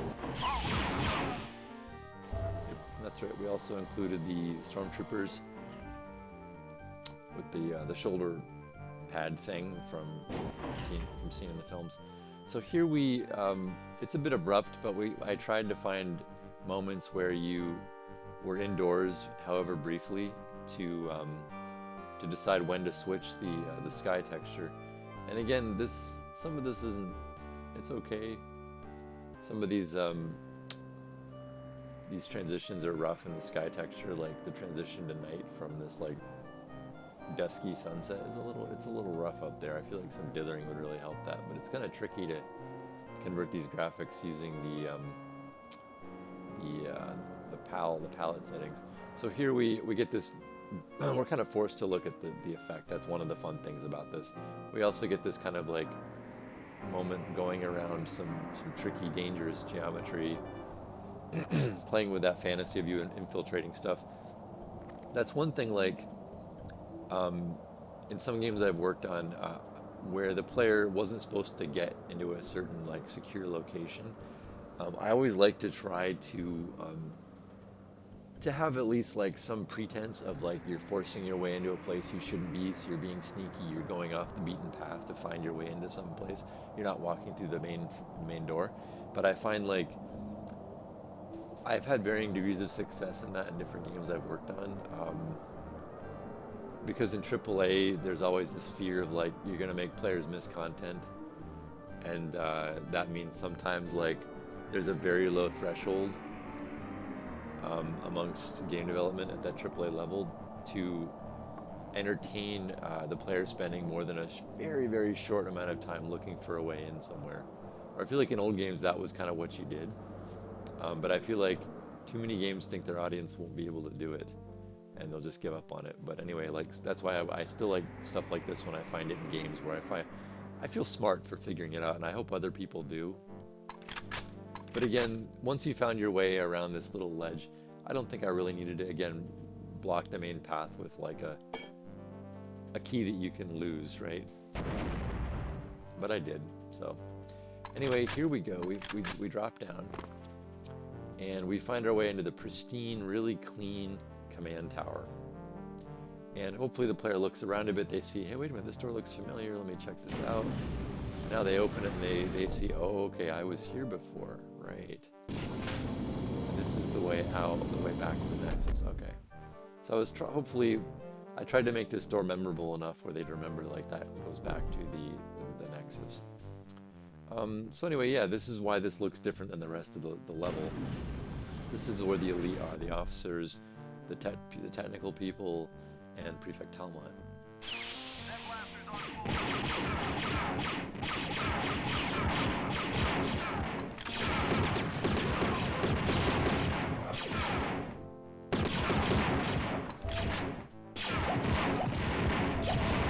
Gratuitous goob gun use.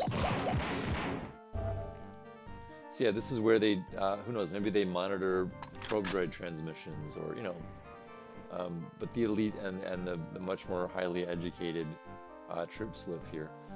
Okay, so the next thing, hey Benito, thanks for coming to this here.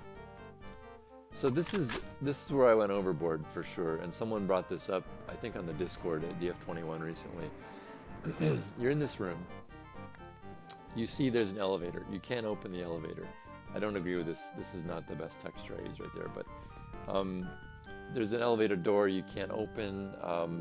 You don't know how to get through this. You see a window, and it turns out, and I spent a lot of time on this effect, and I think I got so enamored of the effect, you could break glass by shooting it enough, that I didn't, it had never before, I don't think it had been seen before in a custom level, so not even custom level aficionados would have known to break the glass, right? In fact, this texture with this sort of slate, like simulated reflection on the glass, had been used in like many other custom levels. In fact, and unfortunately, I forgot about this, but we actually use it down in the detention center and you can't break it. So that's a little weird. I think what I should have done in hindsight would be to start these windows with a small crack in them, so it makes it seem like you can break it, and then maybe even like do something like maybe put some little FMEs of tools that that show you like someone was working on the window. Maybe even put a sign texture that says something like "no shooting," you know, something that says something clear, like this window is kind of screwed up. It took some damage. Please don't. See, and this one doesn't break either, which is extra weird. I don't know why both of these don't break. Like that isn't, I guess well, like I said, it would make sense if. Yeah, I think it would make more sense if this actually looked damaged the first time. So that's kind of a, yeah, that's a big oversight on my part. Hey, I wouldn't be OG Wookie. I would not be like, I would not feel bad. This is totally a rookie mistake on my part, not making it clear you could shoot the glass. If the game already had shootable glass and everybody knew you could shoot glass, well then no problem. But this was a fun, cool new feature, I thought. It takes a lot of work to make one breaking glass, which is funny. But yeah, I think making it clear, like, no, this window is compromised. This window you can break, that would work. Anyway. Yep, and it's done with a combination of a scrolling texture, like every time you shoot it. It's obviously not, it's not the only, how do I put this? Yeah, it doesn't actually, the damage marks on the glass, they don't match where you shoot. It's more like the stress of it creates fractures, even though they look like impact fractures. That's the best I could do to make it look good. But I feel like it scrolls the window texture each time you hit it, right? So it looks more and more damaged. It's like a bunch of frames that get forwarded every time you shoot it. And then when it breaks, I remove the impassable flag, so you can now walk through here, and I leave a little bit of glass around the edges. And then the floor texture also gets changed to look like the texture you just saw, except more and more pieces of glass like appear on the floor. So it's like the floor texture's animated, the window's animated, and then there's sound effects. So anyway, then we know, like, okay, we gotta be tricky again. We gotta bypass more stuff. So again, we get another view out into the desert. Yeah, and this is trying to show you, like, if I go to my F1 view, this is the, let me just scroll over a little. This is the command tower here, and this is the sort of the middle floor of the command tower, I guess. Yeah. All right. Yeah, you do need something to make it clear. I think I might actually make it more clear than that. Maybe it's because I didn't do too much to play, but... Okay, so yeah, so we know we're inside the elevator. It's not hard to forget where we are. I did this so you can actually see that there is an elevator down there if you look under the floor. This is actually one of the extra nice things about the Force engine now is looking down here is much easier. You get a much better view of the elevator. So like this is a really cool use of that. There's a shoot switch here, which makes it look like it's some kind of like auxiliary switch used only by maintenance crews or something. And then we see that the door open. If we look down, we can actually see like, oh, there's water down there. That's weird.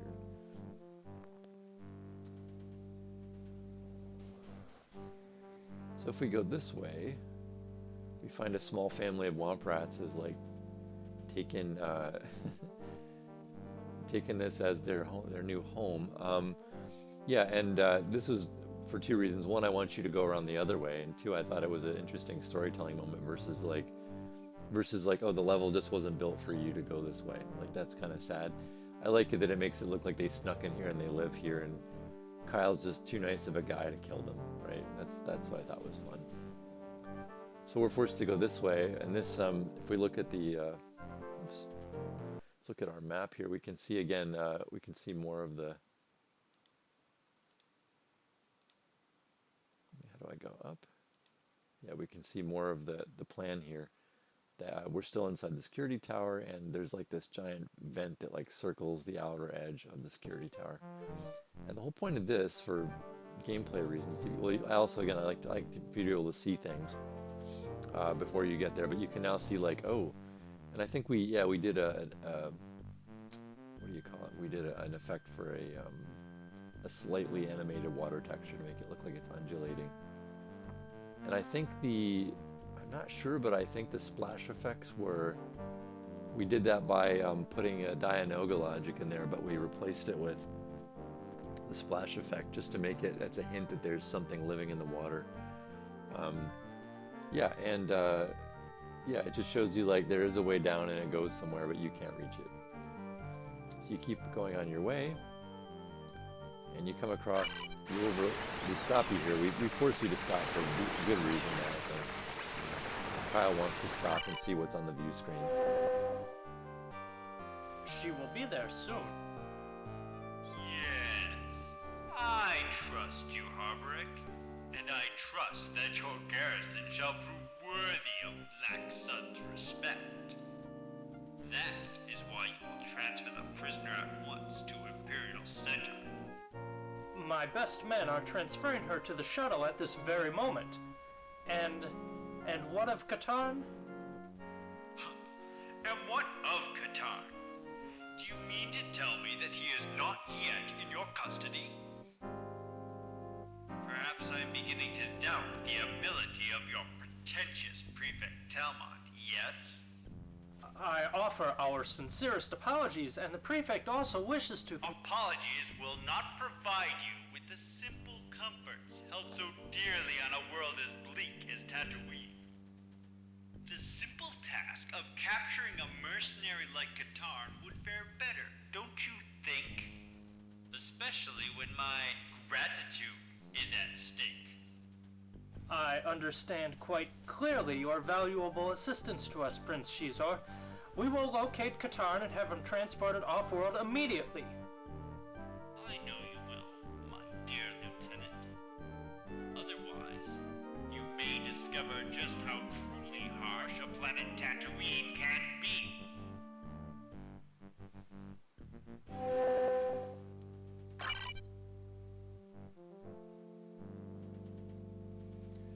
Yeah, so that was more in-game storytelling. Matt Halloran did the voice of Prince Shizor there. It shows you how corrupt this place really is. Like they're just in league with like the criminal underworld of Black Sun. So that was part of the story we wanted to tell. We wanted to hint that there were machinations going on that you only knew at the surface level. And now we find the water here. So this, before I jump in, there's a bit of issues with this I'm going to bring up. One is, I think like So you jump in here and you go underwater. That's the exotic, cool moment of the aquarium that was so much fun to work on. But also, like, there's a bit of a logic issue here, right? One is, why doesn't Katarn, why doesn't he just jump? Like, why doesn't he swim across to like the stairs there, right? And just climb out of the water.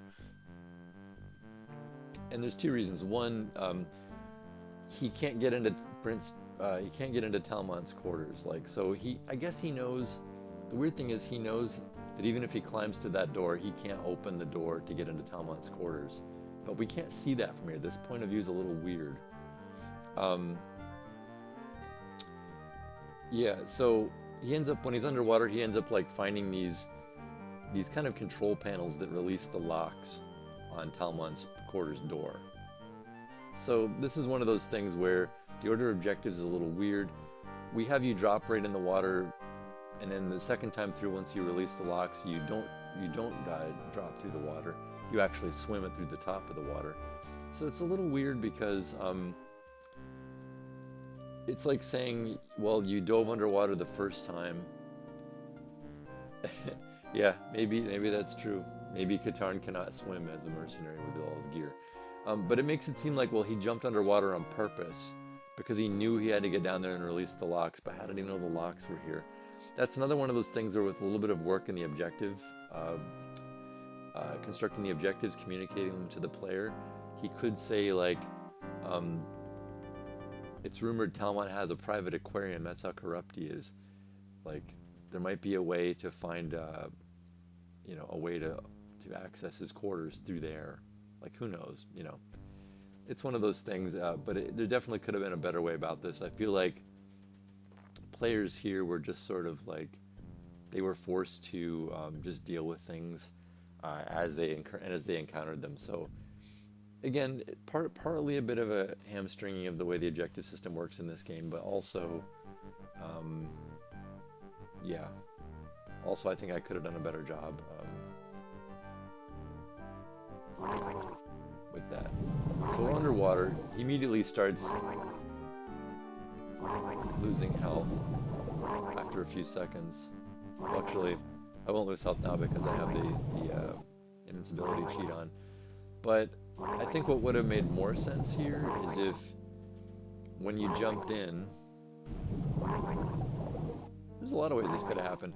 Like right here, we replaced the gas mask with the aquata breather, which means you can breathe underwater. Also, when you move around here, we made it like an ice floor, so you move really slowly, which is kind of cool. Then later, I think beta testers said it was too hard to move around, and in fact, sometimes you'd actually get stuck, which was a bug. But then we decided to put swim fins in, which are basically replacing the ice cleats, so now you can move around really quickly and dexterously, right? So yeah, this is pretty fun how we made this. The first trick for me was, well, we had to put water on the ceiling.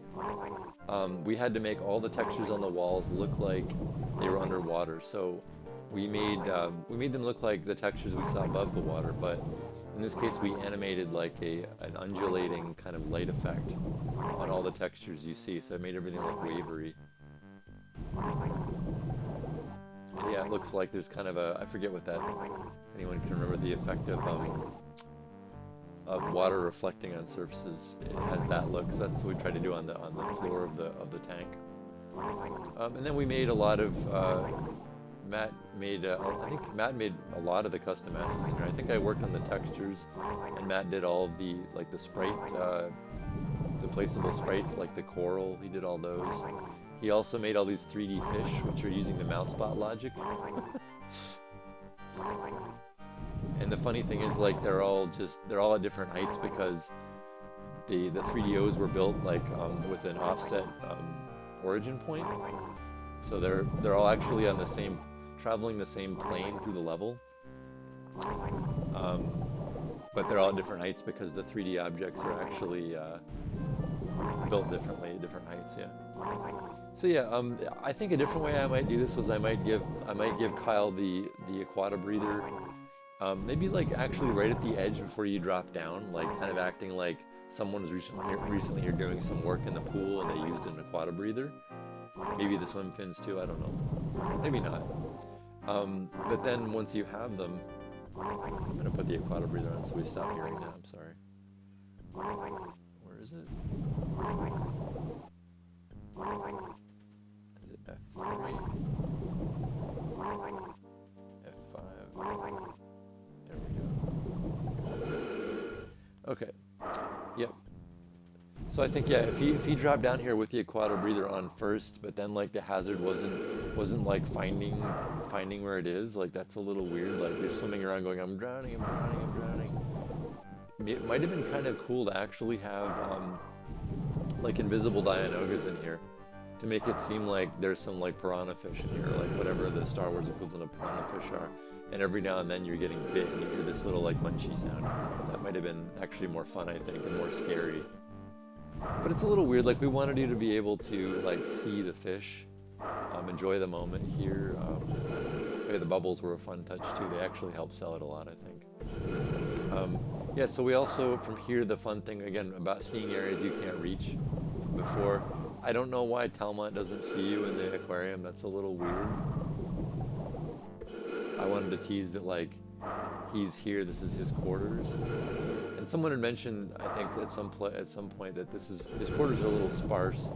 I think that's true. I think maybe I could have done a bit of a better job, like, making this seem like he lives here. Like, maybe put a bar on the wall, maybe like a couch, I don't know. Something a little more interesting. This seems more like a ceremonial chamber.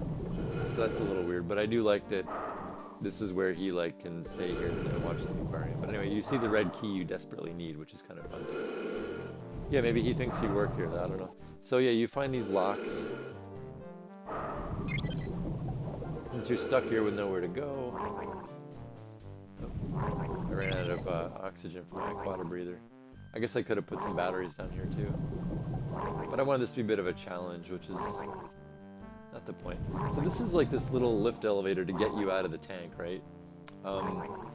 Again, I don't know that you're gonna know to press interact against this little door, but like for instance, there's a switch here. Anyway, this takes us back up to the vent shaft, and now we can proceed towards the water again. And this time, because you know you release the locks, I guess the fiction here is that Kyle is...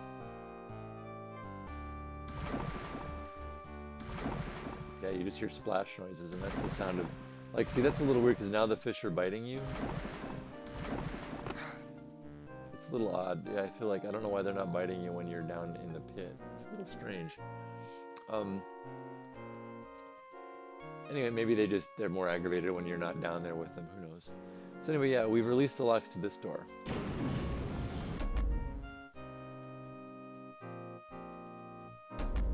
So this is a bit of exploration you can do, like, and I wanted to make this. I used the textures here from Imperial City level, the original game, because I wanted to make it look regal and almost like, you know, Talmont had the money to like import like expensive Coruscant marble or something like that and build his own little lair. That was the fiction anyway. Yes, you get to see the view screen where Shizor was. It's not really clear where, well, I guess the fiction here is that the officer who was talking to him, Harboric, I think his name was, went here and left. So now we can actually leave if we want to. Or we can go and grab the key. And a little ode to the Emperor in case a high-ranking visitor ever arrives. Here we get to see the aquarium from the other side. And again, Talmont does that because he steals and he spends it on expensive things. So we have our red key, so we have all of our keys, and we know that now is the time to get Jan out of here. If we go to our objective screen. Oh, look at that. The eliminate speeder bike patrols didn't even get completed. That's right. That bug was that bad. It didn't actually even register as beating them. So anyway, we know free jam from detention area is there. I wonder if that means we have to... Oof. Yeah, I might have to, like, do something different to make the level complete. I didn't realize it did not actually complete the objective. I just thought it didn't run the INF in that last section. Okay. Interesting.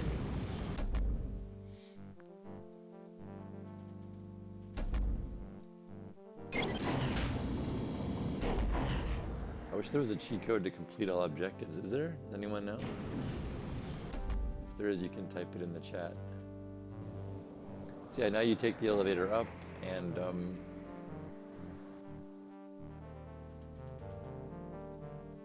anyone? Is there a cheat code for objectives?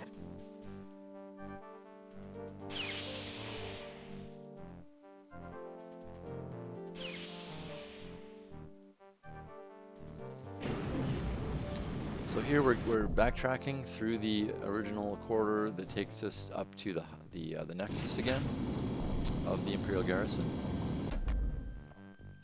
And now we know we can open the door to the detention center, so we're going down to the detention center.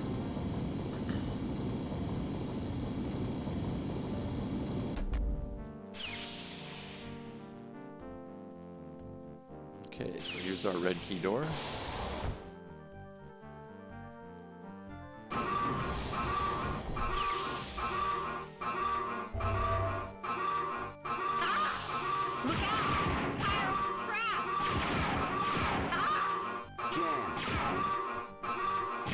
So, I apologize for this alarm sound. It's really, really obnoxious. I feel like it's okay here in this section, but I feel like once we leave here, it should be like more of a distant klaxon. But anyway. So we see Jan, this is the elevator, this is still the main elevator that we used on the upper floors. But down here, it's almost like, you know, it doesn't, for me, I can't make it come down here because I'm not an officer.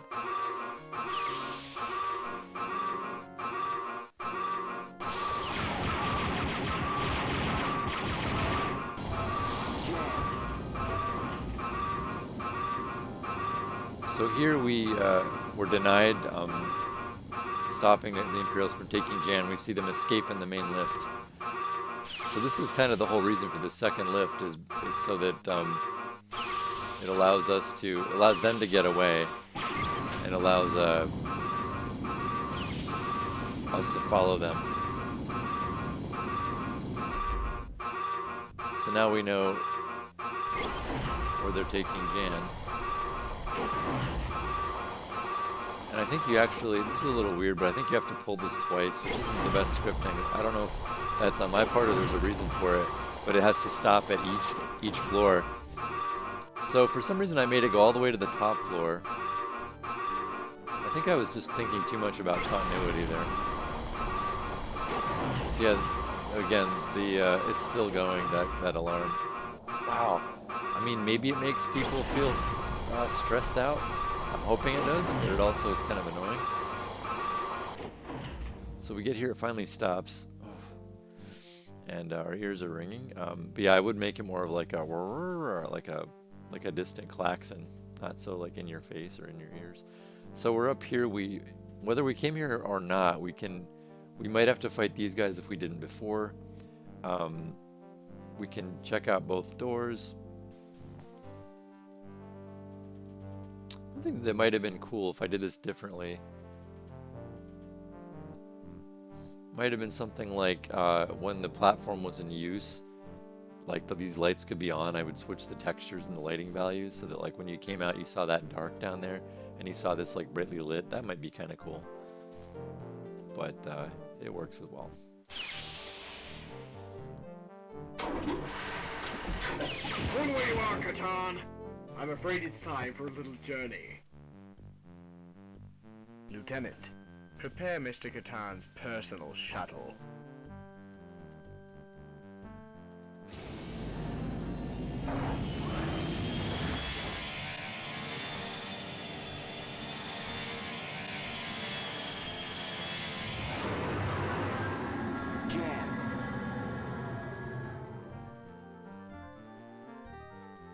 So that's the cliffhanger ending. Unfortunately, the cutscenes won't play because I didn't realize that first,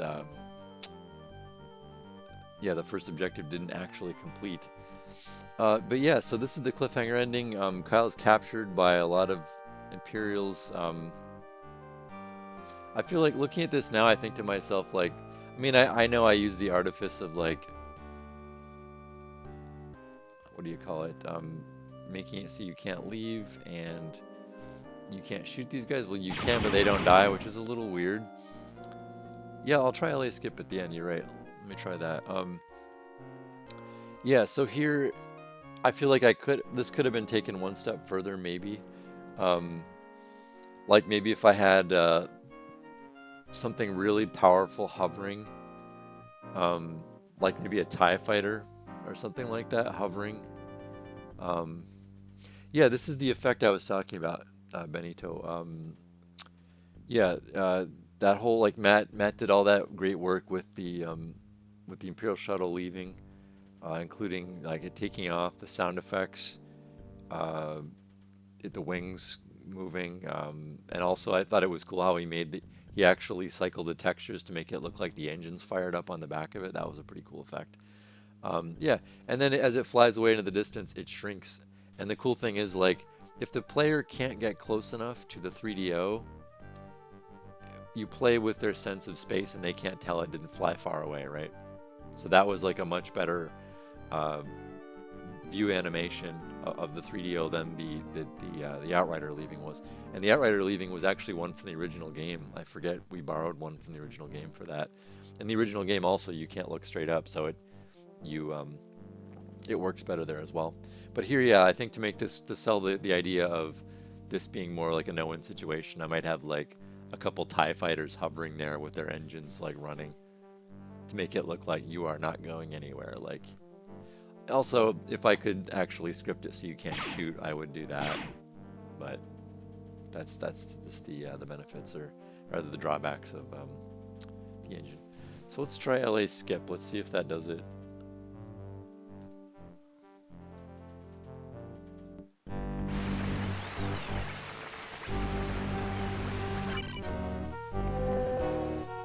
Well, Prefect, I assume Katarn has finally been captured?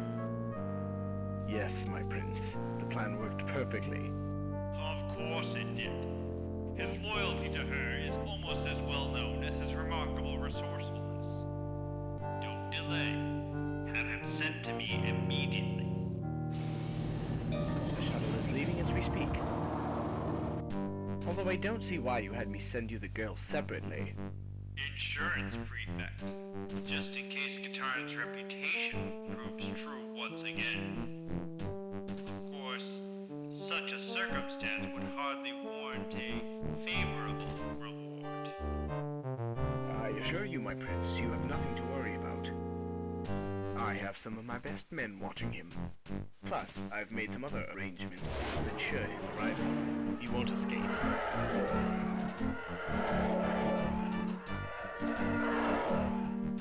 Shuttle Flight 2, this is Zeta 1, Zeta Flight. We'll be giving you an escort to the jump point, just like the last one. Confirmed, Zeta 1. This is the formation. Good to have you with us. Setting a course for escort formation.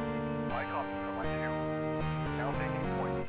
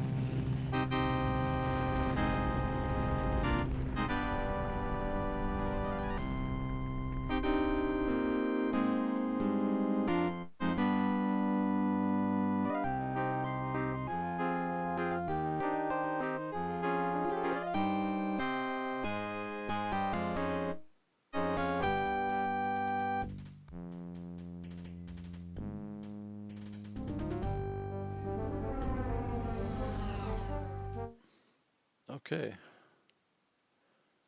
So that is the Dark Tide 2. Yeah, and as you can see, there's a lot of people in the credits there.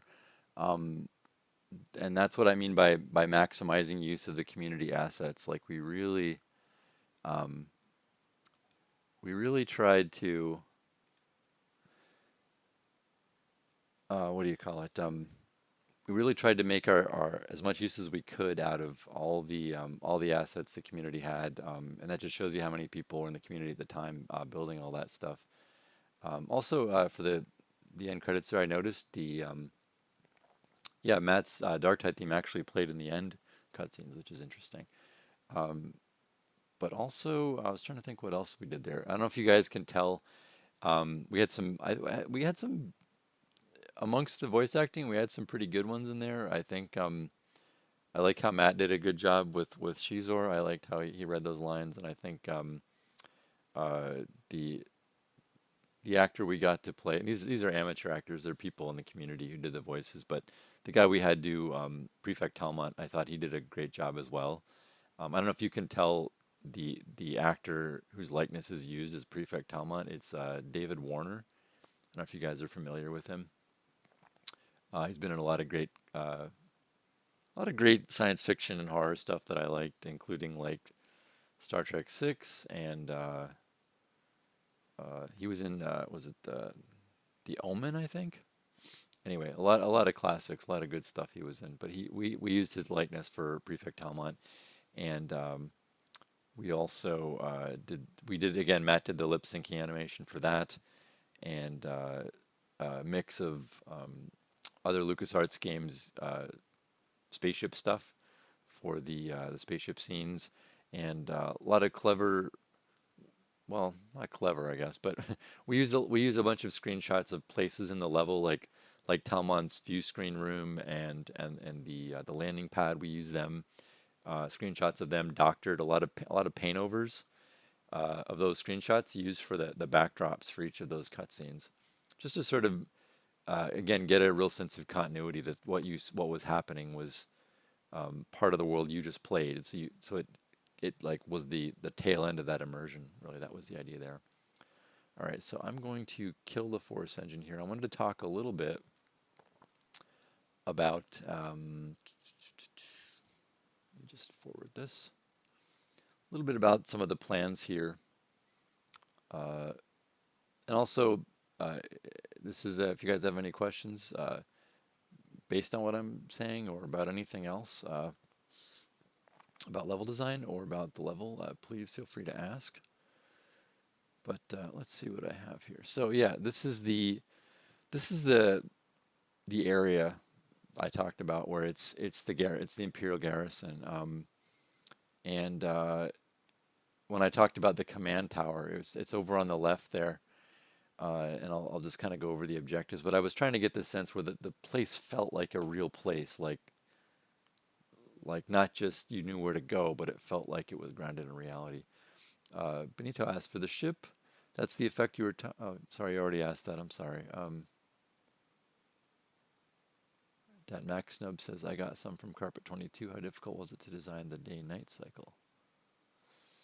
That was one of the easiest things in the level. I think it was just a matter of like determining all the outdoor areas, like because this is called like it's like sector-based geometry. That's not the proper name for it, but it's that 2.5D kind of stuff. We had to find like all the exterior areas that needed light levels changing, and we connected them to a like an invisible sector that had scripting in it that was like kind of the slave sector that gradually like reduced all the light levels everywhere else in the across the board. And then we kind of knew like it's fictitious, right? Like it wasn't like an open world natural day night cycle. It was more like it's more like a typical action adventure game where things happen through the course of the level. Like when I worked on BioShock Infinite, that level starts like in the brightness of midday or something. That whole game starts like in the brightness of midday, but then like later it gets into like golden hour, and then it gets, it gets into night and all this. But it happens like over time, like and if you just stop the game and there's no enemies around and you stand and watch this in either in BioShock or in this, like nothing's gonna happen, right? Like it's not gonna continuously change. Although I was surprised, I forgot, but I was surprised to learn that the light levels will go down a little bit if you do wait around a bit, but the sky won't change. It's like it'll only change so much. But then we had key moments where I knew where the player was going to be, where they couldn't see the sky change. And I knew they'd played about enough of the level where I'd say, okay, all the exterior sectors, change your skybox texture to the next one that looks a little darker, that has the sunset low or whatever. And that's kind of how that worked. Yeah, so this is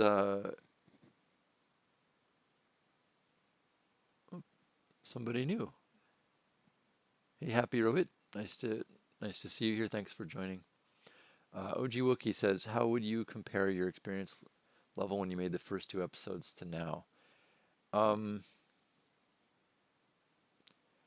It's vastly different. I think I'm not sure when you joined this stream, but earlier I was talking about how I would do things differently. I've learned a lot. On the one hand, like I feel like what's interesting is this is now a really old game, right? Like this is, but what's interesting about it is it's the first game that allowed you to build like one of the first games that allowed you to build like story and shooting together, and they gave you the tools to do it. And not to knock the original Community editing tools, but I mean, they were rough. They weren't like using like an Adobe product or something really polished, right? Or an Autodesk product or whatever.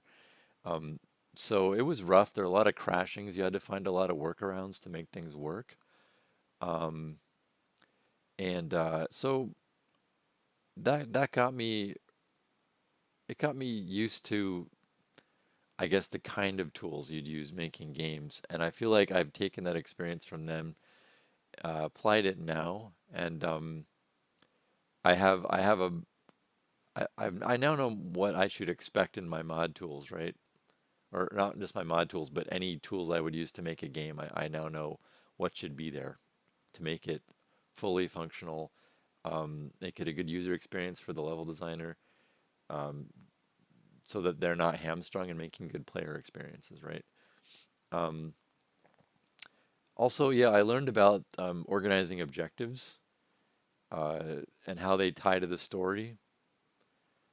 Like I said, I tried to make things in here. Sometimes I tried to tie them to the story, and they were tied pretty well. Other times, they were more, I found like a very loose reason to have them.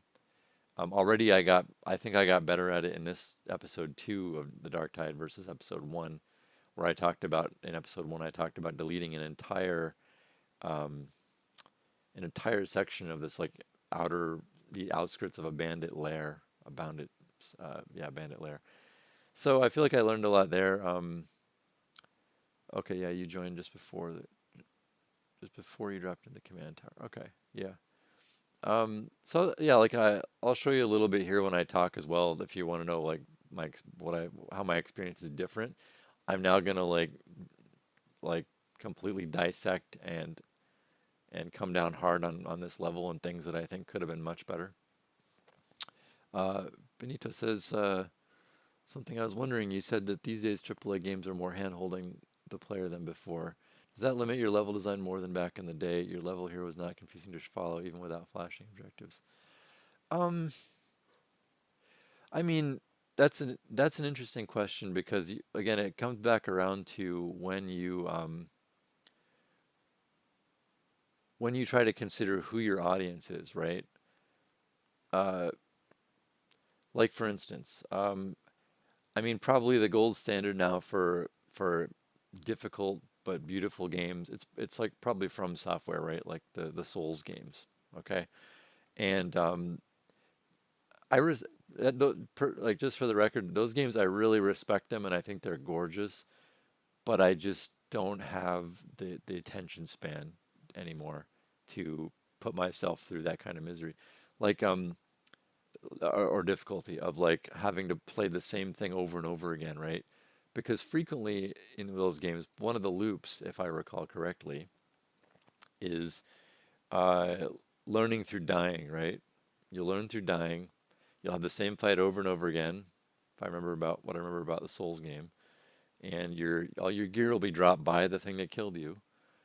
And I get it. I get what they're doing. There's a certain kind of logic to that, but it's not a certain kind of logic that works for everybody.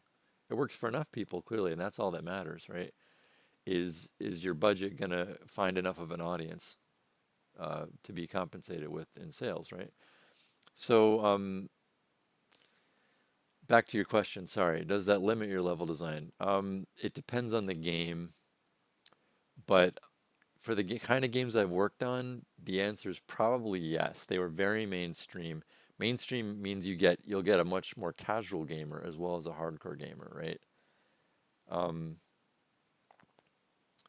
like on Gotham Knights, we had that was considered like a broad appeal game, right? Because it was like superheroes beating up bad guys. Like the core gameplay of that loop was like, building your own superhero kind of from the ground up, developing them, living that fantasy of becoming a fully formed superhero.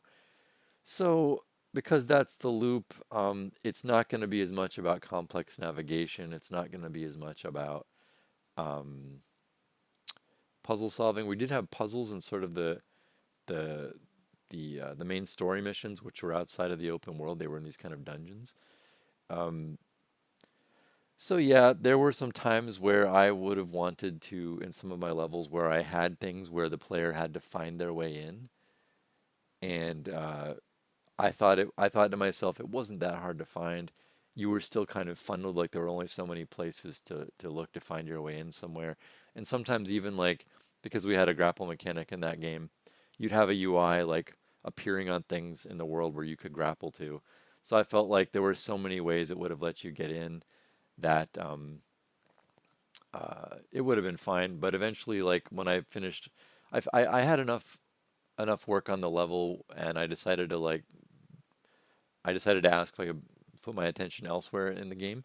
And when I asked that, I handed off the level to somebody else, and I found, sure enough, when I went back and played it before it was released, the original the original discovery, the small discovery path that I had to find my way into this place was gone, and you went through the front door, and I was kind of like, ugh. Like that still kind of stings me to this day, but I understood it. Like I wasn't in charge of the game. I'm not like I wasn't a director there, so that was a director call to be like, hey, this is kind of too much for our. That's my assumption anyway. That this is kind of not the audience we're going for. So it's not the main point of this mission. So we're gonna have you go right in through the front door. So that's how it kind of limits where you can go. Also, I had a tricky time with designing the Blackgate mission too, Blackgate Prison in Gotham City, right?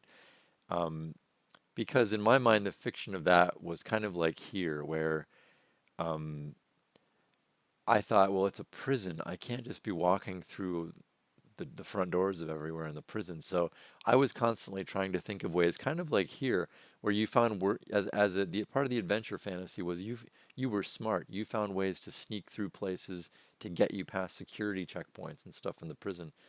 And it's like a lot of that stuff got cut out, and I'm a little sad about that too. Maybe I'm wrong about that, but like again, it was not deemed like that was the audience we were going for. So it's a judgment call. I think you need to pay attention. A lot of times you come up with answers about this stuff in playtesting. Like um, at every studio I worked at, we had either internal playtests where you watched your workmates play your level, or you watched just blind playtests where people came in and they signed up for it and they played your game for a while, and you watch videos of them playing your game. You watch uh, depends on the software that's being used with the testing department. But sometimes they literally, in testing a game, they'll literally have blobs like showing you where their eyes are looking on the screen. It's eye tracking, right? Which is kind of cool because it lets you see like how they're interpreting what you put on screen for them. Um, so I feel like I try to like I try to watch those playtests, and I try to use that to limit my level design, right? As far as my freedom goes. But it's not always my call. Directors are there because their intuition is trusted, and as a level designer, you have to follow that direction, typically speaking. So that's kind of how that works. But I'm glad you were not confused. I still like again, I still apologize for that broken window. That is definitely that is over the top right there. Especially because what's also weird is it's literally the reason, like when I talked about you not wanting to wall off content from your players, right? Expensive, complicated, fun content. And what did I do? I made it a very fun, expensive moment. It like breaking the window was actually supposed to be a cool moment, and I hid it away from you. Okay, so here we have the sort of the main. And so this, the levels, the way that I constructed these 2D maps here to look at, they don't really match up completely with the logic of things. Like for instance, you have to go down the elevator at C here to get to the command tower. But I tried to show where a contiguous uh, path of movement. Right. So on this, when you get to the garrison, you first see, I hope, what's weird is it's not necessarily true that you try it out, but you try to open the scripted door at location 1, and that's the main door, the thing that I said should have been in the objective screen, if you recall. It wasn't there. It didn't actually have that as an objective, but it should have been there as an actual objective. Yep, no problem, Benito. So yeah, so then you can see the other purple square at 1.1. That's the sort of override switch in that little side area that, as I said, was a bit too easy to get at. It should have had at least had a few officers in it, maybe be a little bigger for a small scale firefight. I think in Secret Base, the little side area where you find a key at least has like 2 stormtroopers, 3, and maybe an officer. So there's a little firefight. So I could have at least done that. That would have been a better smoothing out of that. Dat Max Snub says, "What tool did you use to animate the ATST AT?" There was no tool whatsoever, my man. Um, that's why I kind of was sad about like the fact that the AT legs weren't moving. Um, it's in a giant sector that slides across the level. That's all it is. A giant moving sector that slides left to right. It's a trick I use a lot. In fact, it was used. It was used for the ATST, for the AT-AT. It was used for um, those weird scavenger flying vulture things that flew around from behind. Yeah, right. It slides and elevates up and down. Yeah, it does. It's an elevator that it's a 2 class elevator. I forget what they're called, like scrolling, like horizontal scrolling, and an up down elevator. I don't know what the official names for those are, but that's how we faked it.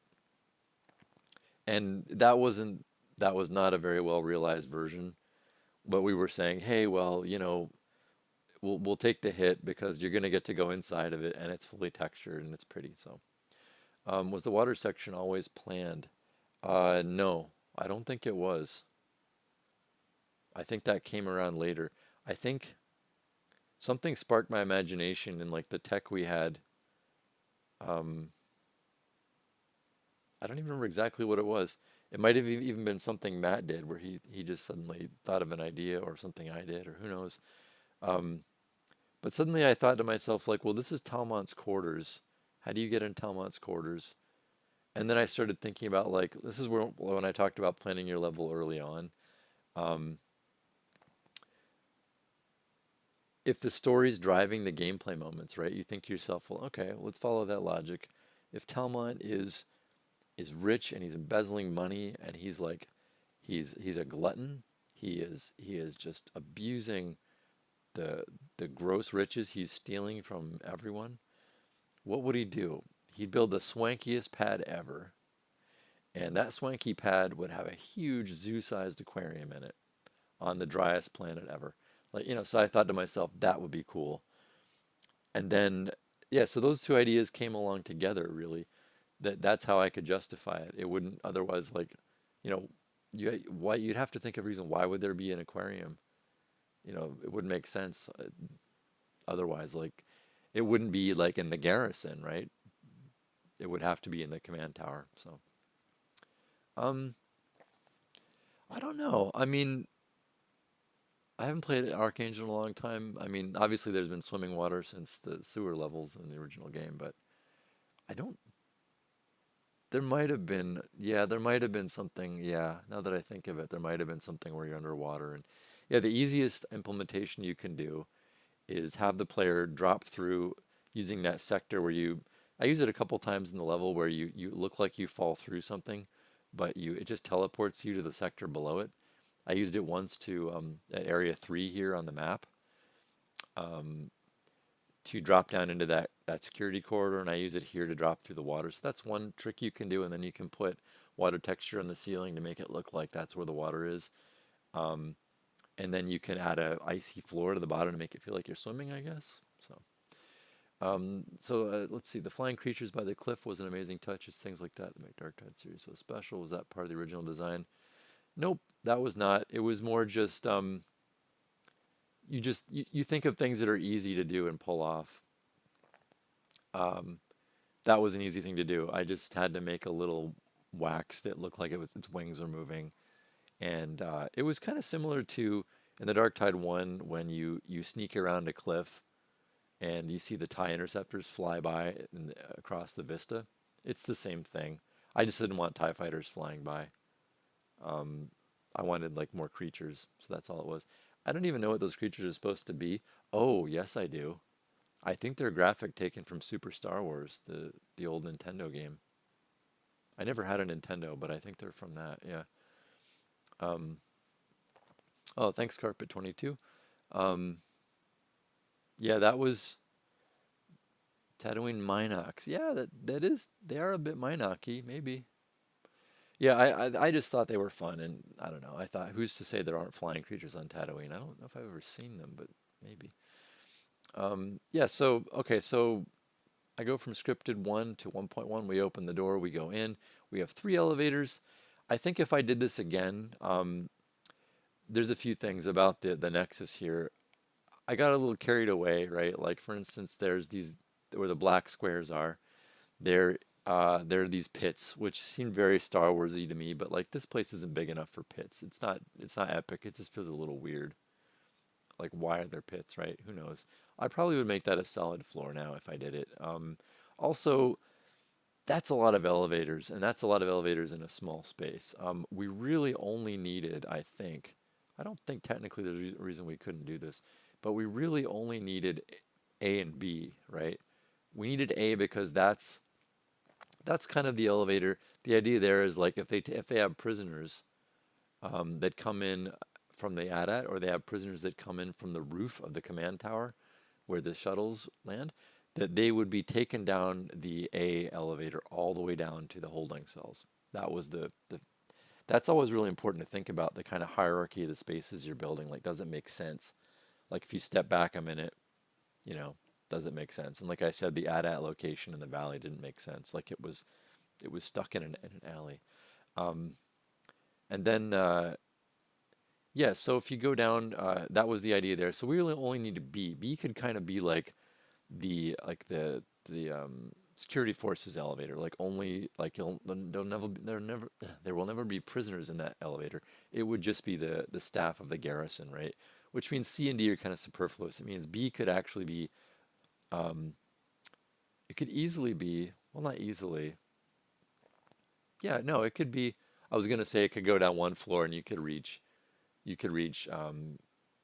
area off of D, which is the dewback pens. You could reach the command tower, or you could reach the detention center. But I think what you could do differently there is you can make B an elevator that goes down, and then it has one floor, which allows you to go to C or D's locations, right? And then you go down one more floor, and then you can go to the detention center. I think you didn't need the elevators on the sides. That was a little much.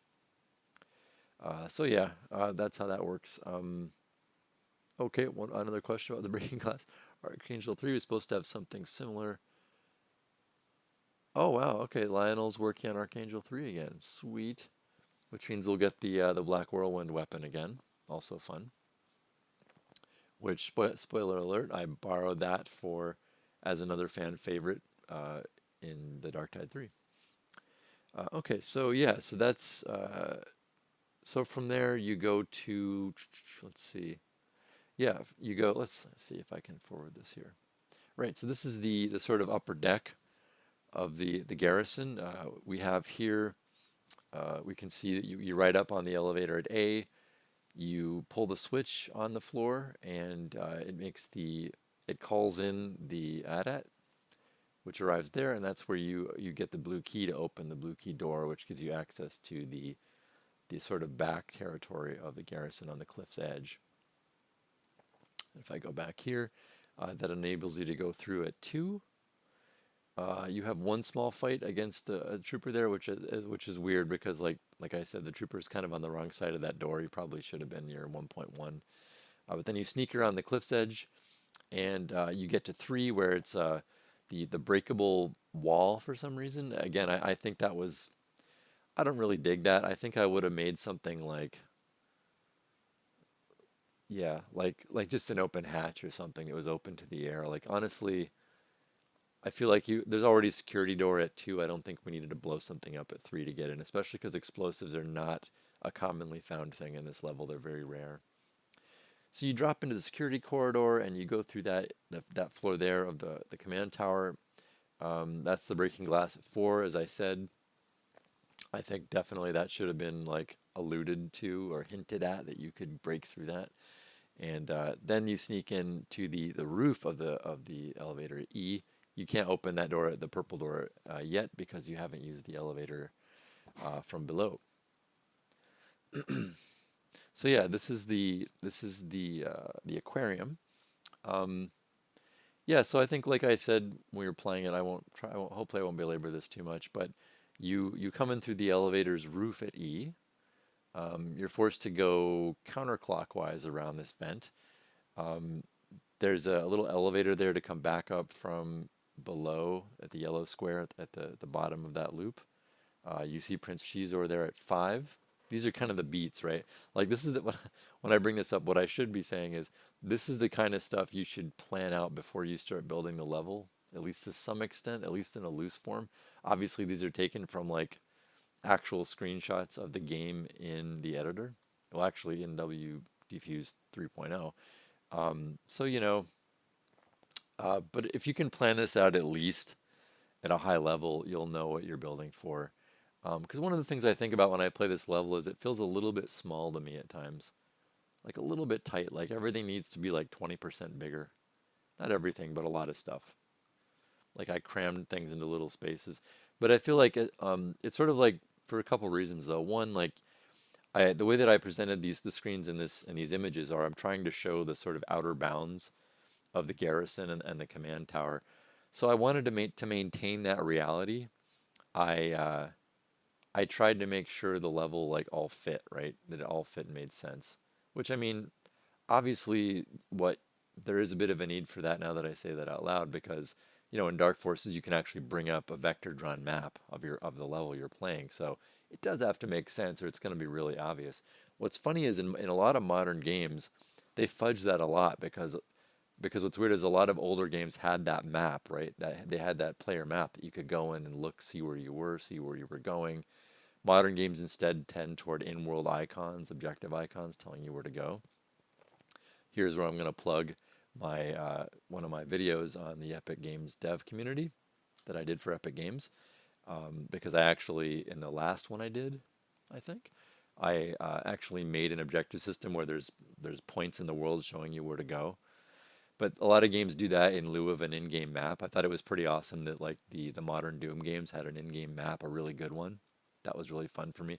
Also, if you haven't played it on Steam, or I'm not sure all the platforms, a lot of platforms at this point, a former colleague of mine made the Proteus game, which is kind of an old school boomer shooter type thing with its own editor. It's really great. But that game also has a really nice map in it as well. So shout out to that, to Proteus. Yeah. Yeah, they made a complete editor for that game. he had a tools guy make it in Unity. It's really sweet. It's really, I had a look at it. It's really clean. If you get a chance, check that out. They have a whole mapping community for that game. That game is you know, it's heavily Doom inspired, right? There's like evil things attacking you everywhere. Yeah. Oh yeah. I supported Proteus as well. Yeah, I worked with in the mod community. We knew each other before we were in games. Actually, he goes by the name General Vivi. I actually knew him from Mapcore. If you guys ever have checked out Mapcore before, it's been around for ages. It's where I got my start checking out Mapcore. Although it was kind of weird because I was never aligned with them because their community was heavily invested in source-based games, right? Like they did CS:GO maps, TF2 maps, probably Half-Life 2 stuff, all that. And General Vivi he was really into Source 2 stuff. Or Source, I forget. Is it Source or Source 2? It's Source 2 now, right? Source was Half-Life 2. Anyway, he was heavily into that. We both got jobs around like within a year of each other early on in the industry. Lucky him though, he started like right out of high school. I spent many years trying to figure out that I should do games. But yeah, then eventually we worked together on BioShock Infinite. That's where we actually met each other in person years later. Kind of cool story. Yeah, that's right. Okay. So yeah, so that's anyway, I got off topic there, but what was I talking about before that? Editing tools, mapping. Okay, maps. Got it. That took a little work, but we're back.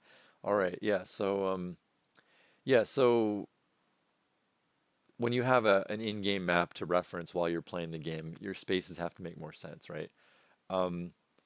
But yeah, it's interesting because I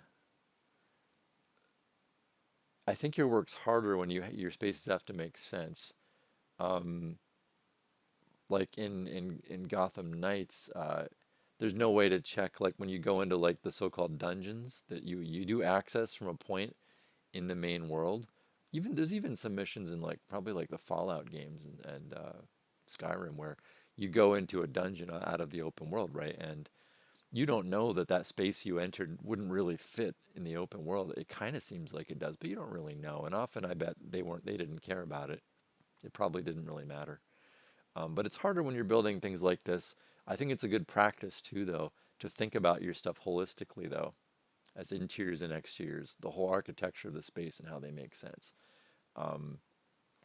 It's more challenging, but I think like what it meant here is I had two problems I was trying to solve. One, as I said before, considering the player vantage point when you present them with a new place to enter or a new challenge to meet is important. It needs to describe what's in front of them.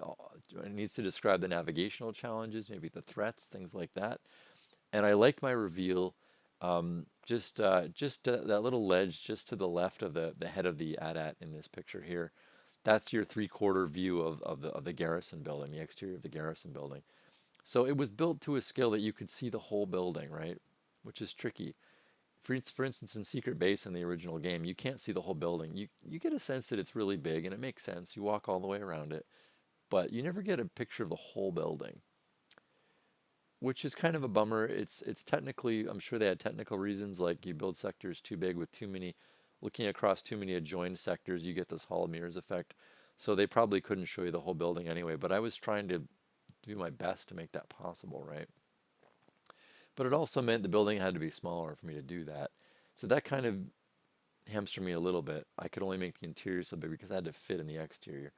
So it's not too bad, but I think that I could have made it maybe a little better in the interiors. Like I said, definitely didn't need the pits. Okay, so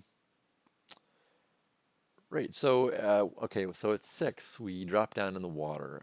I talked before about the order of the objectives there. Like first you go under the water. We force you to go under the water.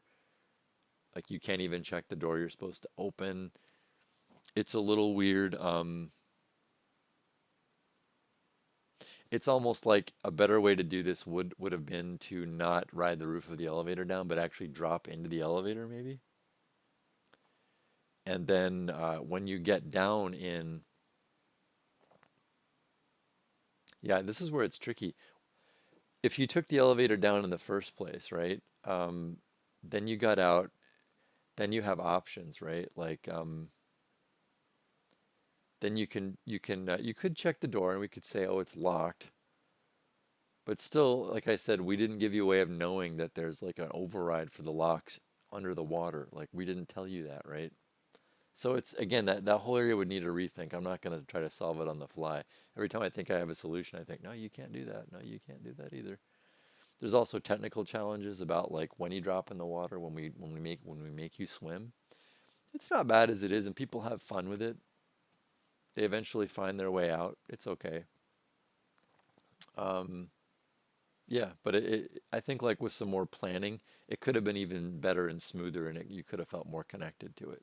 Also, I feel like when I talked about vantage points of seeing things, um, like I love the vantage point of the of seeing the garrison for the first time, but I don't love the vantage point of seeing like where you drop into the water.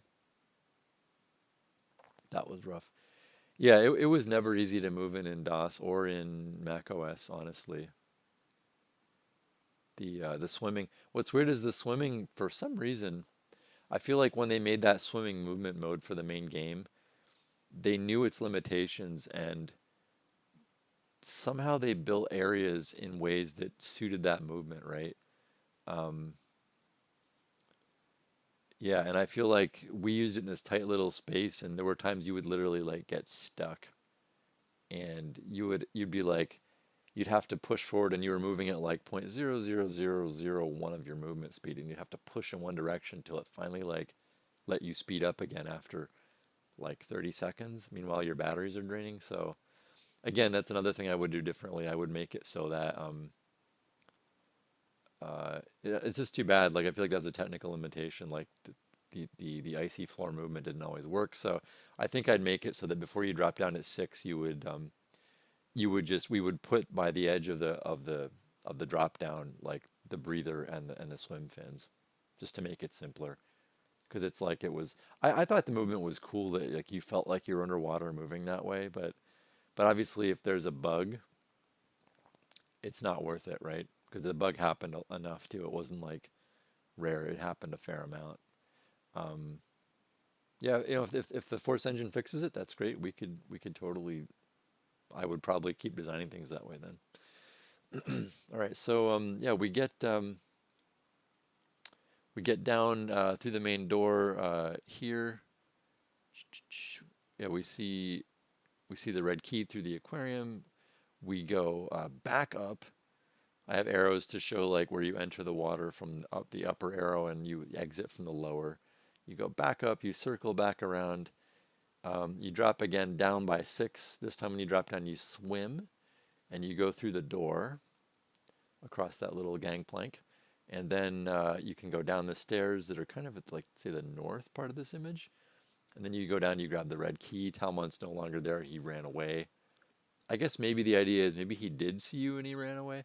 Why he didn't pull an alarm, I don't know. Maybe he was trying to lure you to the trap. I don't know if to be honest, I don't know what my thinking was there, other than he ran away. I don't know if he was trying to lure you somewhere, but it is possible. At least it makes sense that he would. Okay, so we go back up. Let's see, back up the elevator to here. We emerge through the scripted door by E, and we go back through that area. I don't know. Sometimes I wonder if I could have spawned more enemies when you come back up, but I don't know. I think I was trying to move it along at this point, pacing-wise, trying to move it along. Pacing's another thing you have to think about too. Like you could spawn enemies like over and over again. Like I did keep spawning enemies in the main hub near B. Like they kept respawning in that room, but I didn't respawn enemies in this command. Yeah, in the command center, I guess it kind of makes sense. You killed like you killed like the techies who had pistols, right? So they wouldn't really respawn. But yeah, so that kind of kept the pacing going. At this point, you went through all that work to get the red key. It's already a long, complicated trip down to the detention center. So we go back to the scripted door near C, the purple door there. And we go up, and then we go down to B, which again I think is a little weird. I would rather that C wasn't there and B led you to the exits at C and D, like I said earlier. And then, yeah, we take you down, you take B down to here, the very lowest level, the detention center. And A is shown as purple here because you can't actually enter it. You open up the, oh, I'm sorry, yeah, where it says scripted door on the left, that's actually a blue key door, I forgot. But yeah, now you have the red key, you open the red key door, and it's weird as that was just kind of a MacGuffin. Like you get access to sort of the little command center overlooking the detention block, but it's really just there so that, you know, you see Jan being loaded into the elevator at A, which is a little weird. It's a little harder to believe, I guess. It happened really quick. Like in other words, when you walked past the elevator A and the time it took you to open that red key door and then get to the command center. You know what I mean? Like Jan was taken out by stormtroopers and then put in that elevator. It's like a lot happened in a few seconds. It's a little weird. If I built it again, because this is so deep, this actually doesn't have to, and it doesn't, this doesn't have to match up as much with the geometry, like on the X and Y, right? It doesn't need to match up with the geometry above it. I would have made the area,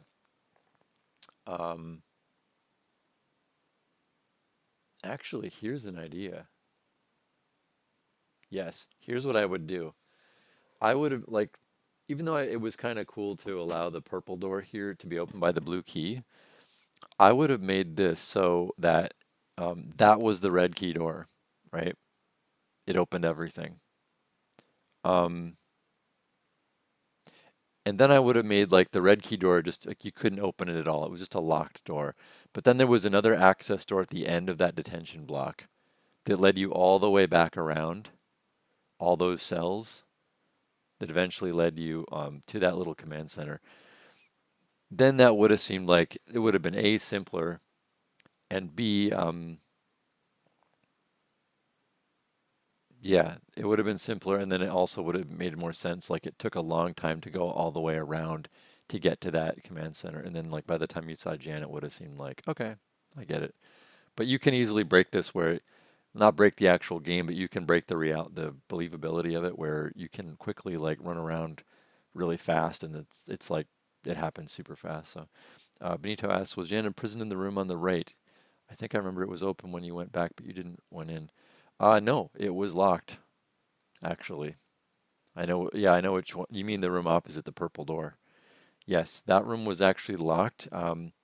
There's a little screen right next to it that shows like she's in that room. And you're never supposed to be able to open it. But the idea was that, I think the idea here, okay, that was the idea. It ends up not mattering.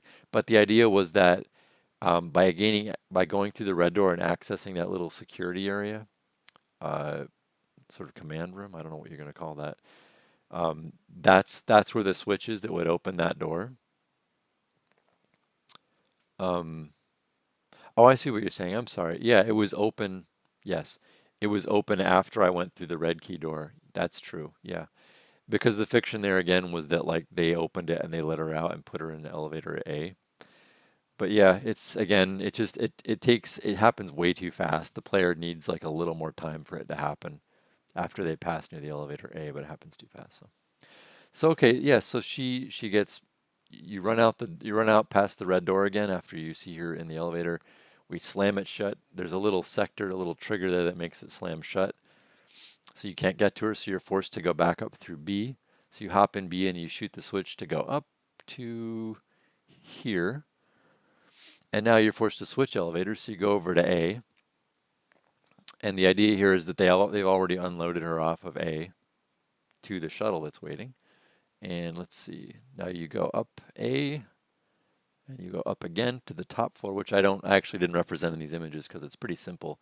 So yeah, you go up all the way to the top floor, and you run across the roof, and you run to the landing pad, and you see the shuttle fly away with Jan in it. And then the Empire captures you at that point. So yeah, so that is the rundown on the whole level, and I think those are most of my thoughts on how I do it differently. Yeah, I think I covered everything. I think at this point, if I say anything, I'm probably going to be repeating myself a little bit. But yeah, so I guess now, if there's any other questions you guys want to ask, we can spend a little time asking questions.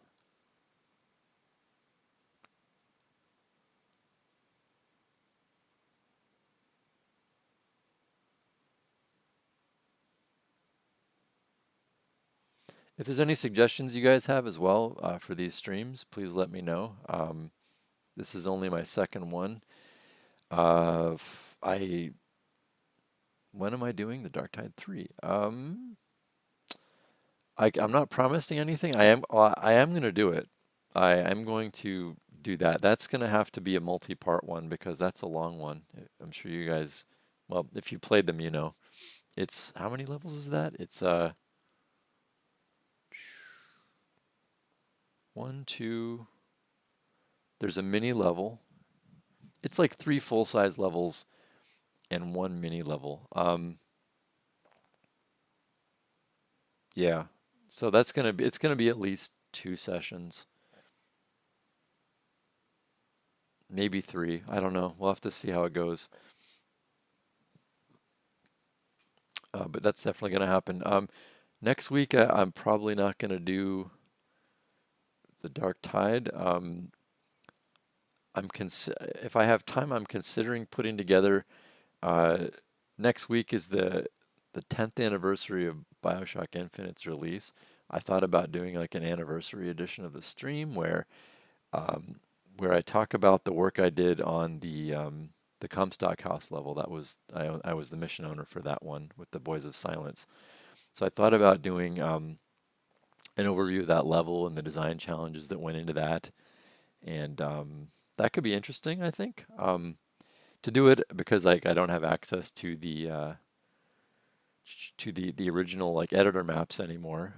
But I would, to make it work, I might have to do like a blockout in Unreal, a simple blockout that like emulates the before and after of the level. So again, it's more involved. I'll have to see how things go. But yeah, that's in the works. At least thinking about it's in the works. Benito asks about beats. Do you come up with them with a basic layout of your level already in mind and where they will go, or you have the beats construct the level and decide that this will happen there, etc.? Good question. It's kind of there's actually another step to that process, and it changes from studio to studio. It was different because yeah, I can't take credit for that idea. I scripted it, made it happen. The scare moment, the jump scare, the only jump scare in the game.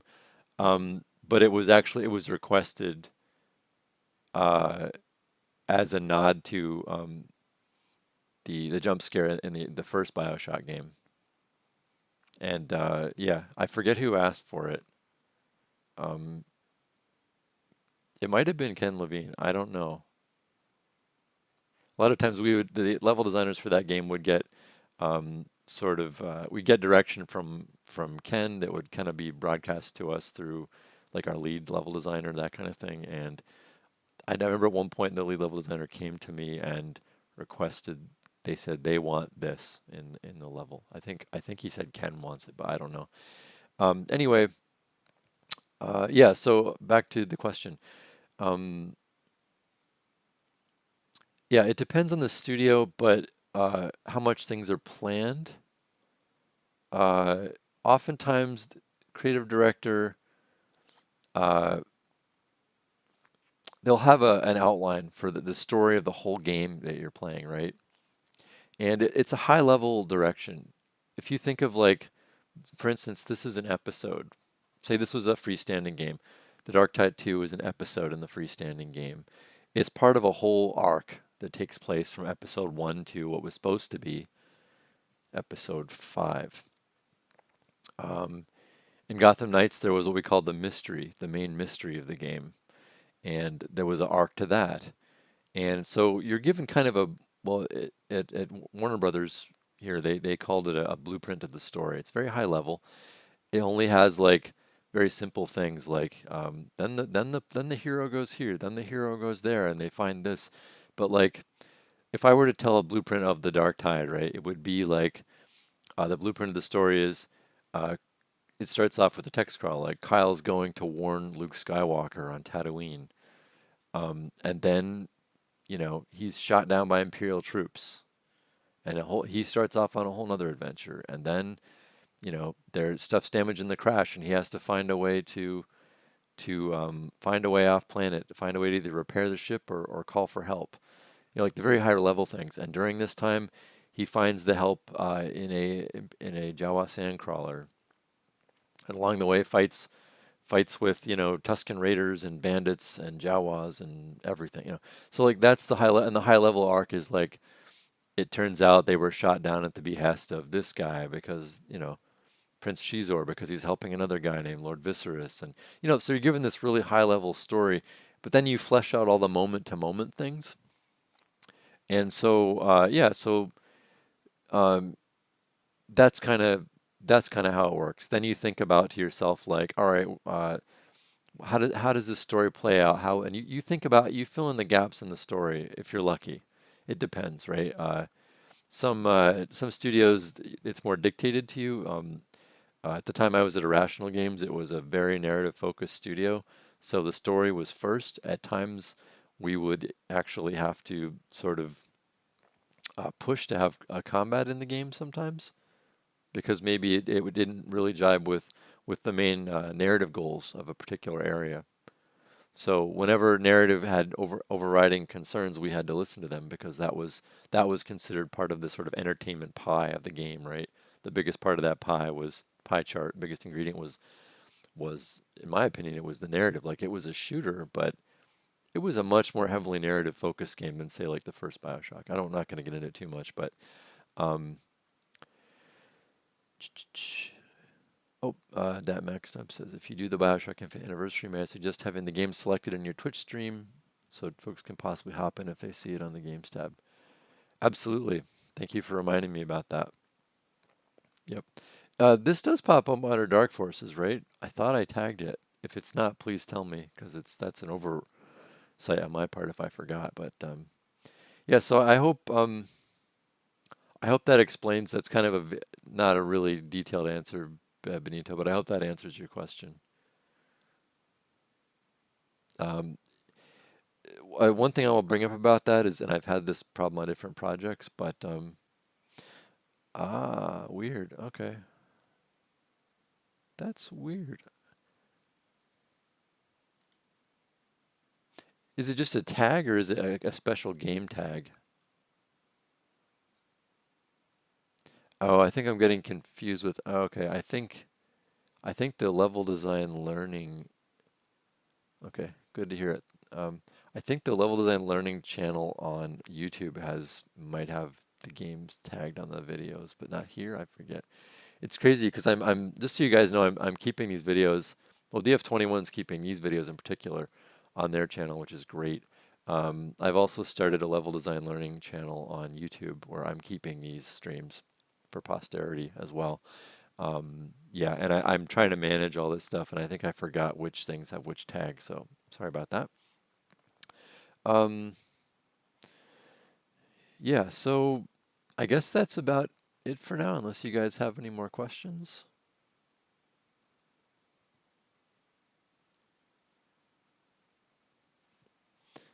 Yeah, so I wonder if I add.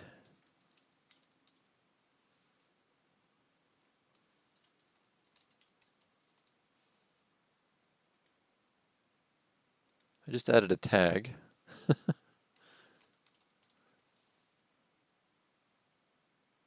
I don't know. Anyway, we'll see if that works. Okay, so I guess we'll call it a day then.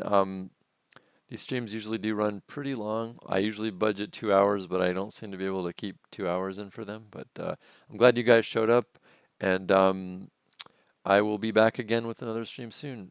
So thanks very much, and have a good rest of your day. Bye now.